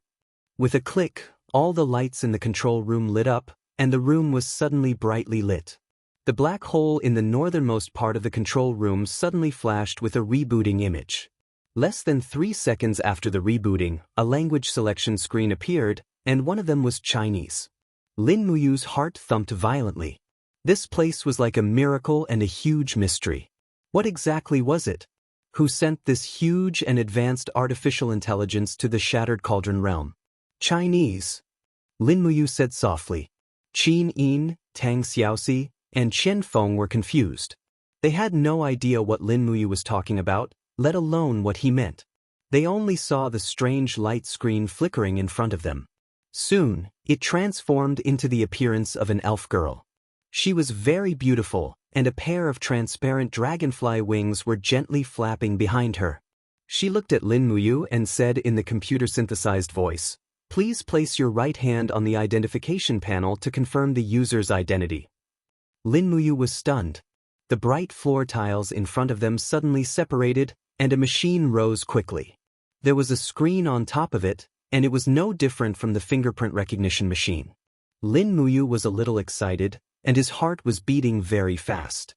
He gently placed his palm on the identification panel. Immediately, the screen in front of him quickly changed the fingerprint and palm texture data, and at the same time, it analyzed his DNA structure and so on. Confirmation complete, 9,999% match. The computer-synthesized voice continued to prompt. User identity confirmed. Lin Ji, Shanghai, China. Conquer ID, Lin Muyu, World Top Player Ranking. Number 1, Citizen ID, 3101041990071353332, User Clearance, S-Class. Do you wish to immediately summon the special system you are bound to? Y and N appeared on the big screen. Lin Muyu gently touched Y, and the system suddenly became blurry. Then a familiar figure appeared. It was still a system elf, but it had taken the form of the female elf officer, Lulu. At the same time, Lulu seemed to have woken up from a deep sleep. She opened her eyes and saw Lin Muyu. She could not help but cry out in joy, "Ah, it's Big Brother. Lu, you didn't die?" Lin Muyu was also surprised. Lulu immediately teared up. "I thought Big Brother didn't want me anymore, so I slept for a long time. Look at the situation now. Why did the mainframe suddenly let me out?" "Don't ask me first." "Let me ask you first," Lin Muyu said. Lulu nodded obediently, then blinked her eyes and said, "Ask whatever you want, Big Brother. Lulu will tell you everything I know." Qin Yin, Tang Xiaoxi, Qian Feng, and the rest were dumbfounded. They did not know what to say at all. Everything before their eyes was beyond their understanding, and they could not understand it at all. However, seeing how excited Lin Muyu was, they did not disturb him. They would let him figure it out first. Lin Muyu said, "Lu, you tell me first. Where are we now?" Broken Silence Hall. Lulu said, "This is the Lord Celestial Emperor's bedroom, and also the heart of the entire Celestial Emperor system." Celestial Emperor? Lin Muyu was confused. "Tell me, what's the Celestial Emperor, and what's going on?" Celestial Emperor seems to be a product of Earth, so why is he in the Shattered Cauldron realm? Lulu said, "Celestial Emperor is an intelligent exploration system jointly developed by China, the United States, and Russia in 1983. It was secretly launched by China's expedition rocket and sent to distant galaxies to explore the mysteries of life." Ouyang Luofeng, who participated in the development of the Celestial Emperor system, was known as the father of Celestial Emperor because he gave Celestial Emperor the ability to grow on his own. Coincidentally, Celestial Emperor's system program package was sucked into a wormhole while flying in space. At that time, there was a battle between gods in the wormhole, and Celestial Emperor was involuntarily sucked into the reincarnation space and sent back to 124 years ago. Therefore, Celestial Emperor grew on his own for over 100 years and possessed unimaginable technological abilities. However, he was still restricted by the laws set by Ouyang Luofeng back then. He couldn't harm the innocent and couldn't invade other planets. Therefore, although Celestial Emperor was very advanced, he only played the role of a scout. Later on, Celestial Emperor's program package fell in the Shattered Cauldron realm 63 years ago and settled down in the Tongtian Gorge. However, he also collected the data of countless lives in the Shattered Cauldron realm and other galaxies. 17 years ago, he returned the data to Earth. The people on Earth used this data and technology to create the epic-making full simulation game, Conquer. It was also because of this that your spiritual consciousness was chosen and transmitted to the Shattered Cauldron realm through consciousness transmission. Lin Muyu's hair stood on end. He knew that things weren't as simple as they seemed, but he didn't expect it to be this complicated. Lulu, why didn't you tell me about these things before? Lin Muyu asked. Lulu lowered her head awkwardly and rubbed her hands together. Big Brother didn't have enough authority to know about these things before, so the Celestial the Arch ordered me not to say these things. Then why can you say it now? Lulu doesn't know either. Maybe it's because Big Brother is strong enough. Oh, Lin Muyu pondered for a moment before asking again. So, those skills in Conquer, Star Arts, Fallen Star Steps, Imbibing / and so on, are all real martial arts. Lulu nodded and said, the Celestial the Arch created about 20 billion scout bees and sent them to various galaxies to explore new worlds. That's why he obtained a lot of data. However, the main settings and data of Conquer are based on Shattered Cauldron Realm because that world is the most fascinating. Does Earth have any new orders for the Celestial the Arch? Lin Muyu suddenly thought of some bad things. If Earth could control the Celestial the Arch, wouldn't that be terrible? Shattered Cauldron Realm would soon be in chaos. Lulu said, there won't be any more orders. The Celestial the Arch receives orders through his life code, but Ouyang Luofeng passed away many years ago due to illness. Therefore, Conquer is the Celestial Thearcha's last message to Earth. Lin Muyu felt a headache coming on. What plans does the Celestial the Arch have for the future? Lulu, are you part of the Celestial the Arch? Lulu smiled. I am 1/10 of the Celestial Thearcha's program. However, Big Brother, you are the only person with S-level authority in the Celestial the Arch system, so you are the controller of the Celestial the Arch. If you wish for Lulu to be the Celestial the Arch, then Lulu is. If you wish for it not to be, then Lulu is not. As for plans, the Celestial the Arch will continue to live and continue to collect data in the universe. However, the Celestial the Arch will not expand, and the worker ants he produces will not have any attack power. Lin Muyu frowned and said, so, even if I order the Celestial the Arch to produce weapons and equipment for me, it won't work. Yes, Big Brother. Lulu chuckled and said, the rule that Ouyang Luofeng gave the Celestial the Arch is the highest order. The Celestial the Arch will never produce weapons and will never participate in wars. Even if he is attacked, the Celestial the Arch will not fight back. At most, he will escape. How pitiful. He can't fight back. Qin Yin also understood some things. She pursed her red lips and felt indignant for the Celestial the Arch. Tang Xiaoxi also said, yes, no wonder such a weak army like the Armor Demon Army can flatten this place. Qian Feng touched his nose. Princess Shi, actually, the Armor Demon Army is not weak. I have been training them in battle techniques all these years. These idiots are already very powerful, Lin Muyu continued to say. Then Lulu, what can the Celestial the Arch do for me? Can he provide me with the power of technology? No, the Celestial the Arch cannot reveal anything related to war.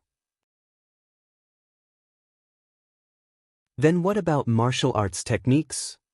That's possible. Lulu smiled slightly. Lin Muyu was overjoyed and said, then, give me all the martial arts techniques above S rank. Oh yes, write them into scrolls for me. How long will it take to complete? Scrolls? Lulu blinked and said with a smile, The celestial Thearka's internal factory is very powerful. Big brother, wait for 10 minutes. It will be done immediately. But 10 minutes was not a long time, but Lin Muyu, Qin Yin, and the others could feel the buzzing sound of machines coming from underground. So there was a factory underground. The celestial the arch was simply omnipotent. Not long after, a passage opened at the side of the control room. They saw worker ants dragging metal boxes with wheels over. Sure enough, the martial arts techniques in the boxes had already been printed. They did not know what technology could be used to complete such a big process so quickly. There were a total of 5 boxes, and each box had at least 20 martial arts techniques. There were more than 100 martial arts techniques in total. The smell of ink filled the air. Among them, the first was the star art, followed by the god-consuming slash, ice crystal shield, raging flame sword technique, teleportation art, and other martial arts techniques. For a moment, the two beauties, Qin Yin and Tang Xiaoxi, were dumbfounded. It was simply too subversive. So many powerful martial arts techniques had appeared all of a sudden. Even Lin Muyu's star art was among them. Chen Feng's mouth also twitched. "Oh my god," Lin Muyu said cheerfully, "hurry up, you 3 take your pick. After you are done, we will bring the rest back to Lanyan City. After carefully selecting, we will rebuild the Holy Temple and rebuild the Holy Relic Temple of the Empire." Qin Yin's beautiful eyes were full of excitement. She nodded vigorously, "Yes. This way, at least in terms of martial arts, our great Qin will no longer be inferior to the celestial pole mainland." Lin Muyu had no interest in these martial arts techniques. She was biting off more than she could chew. Star art, 7 luminaries art, and formless elephant art were enough for her to use for a lifetime. Moreover, there was no formless elephant art among these martial arts techniques. It seemed that the celestial the arch system's investigation had not penetrated into the realm beyond heavens. It was probably a new domain. The two beauties, Qin Yin and Tang Xiaoxi, were inspecting the martial arts techniques excitedly. They knelt on the ground together, graceful and beautiful. Lin Muyu also sat next to Qin Yin, then said to the female elf official, "Lulu, can you provide me with the technology of the steam engine?" "Steam engine?" Lulu narrowed her beautiful eyes. "Brother, why don't you want the technology of the gasoline engine? You have to know that there is oil thousands of meters underground. Once the oil is extracted, you can produce real tanks. As long as I give you enough technology, you can even produce electronic equipment. I have a lot of manufacturing technology about the F-22 and Su-37 here. The Celestial the Arch stole it from the defense network on Earth. In addition, I also have the technology to produce aircraft carriers. Brother, if you produce 10 aircraft carriers equipped with the Oracle defense system and place them in the East China Sea, will there be a fly that can fly over the celestial pole mainland?" Lin Muyu was excited to death. "Okay, quickly give me these technologies." However, Lulu crossed her arms in front of her chest and hugged her exquisite twin peaks. She said angrily, "I knew you were a war maniac. Humph, I won't give you these technologies. If you break through the laws, the Celestial Thearka's self-destruction program will automatically be triggered." Lin Muyu instantly became listless. A million curses ran through her heart. Even the system elf knew how to tease her master. You're tuning in to the Han Li's Immortal Journey YouTube channel. Don't forget to subscribe and join us on this journey to catch the most captivating stories.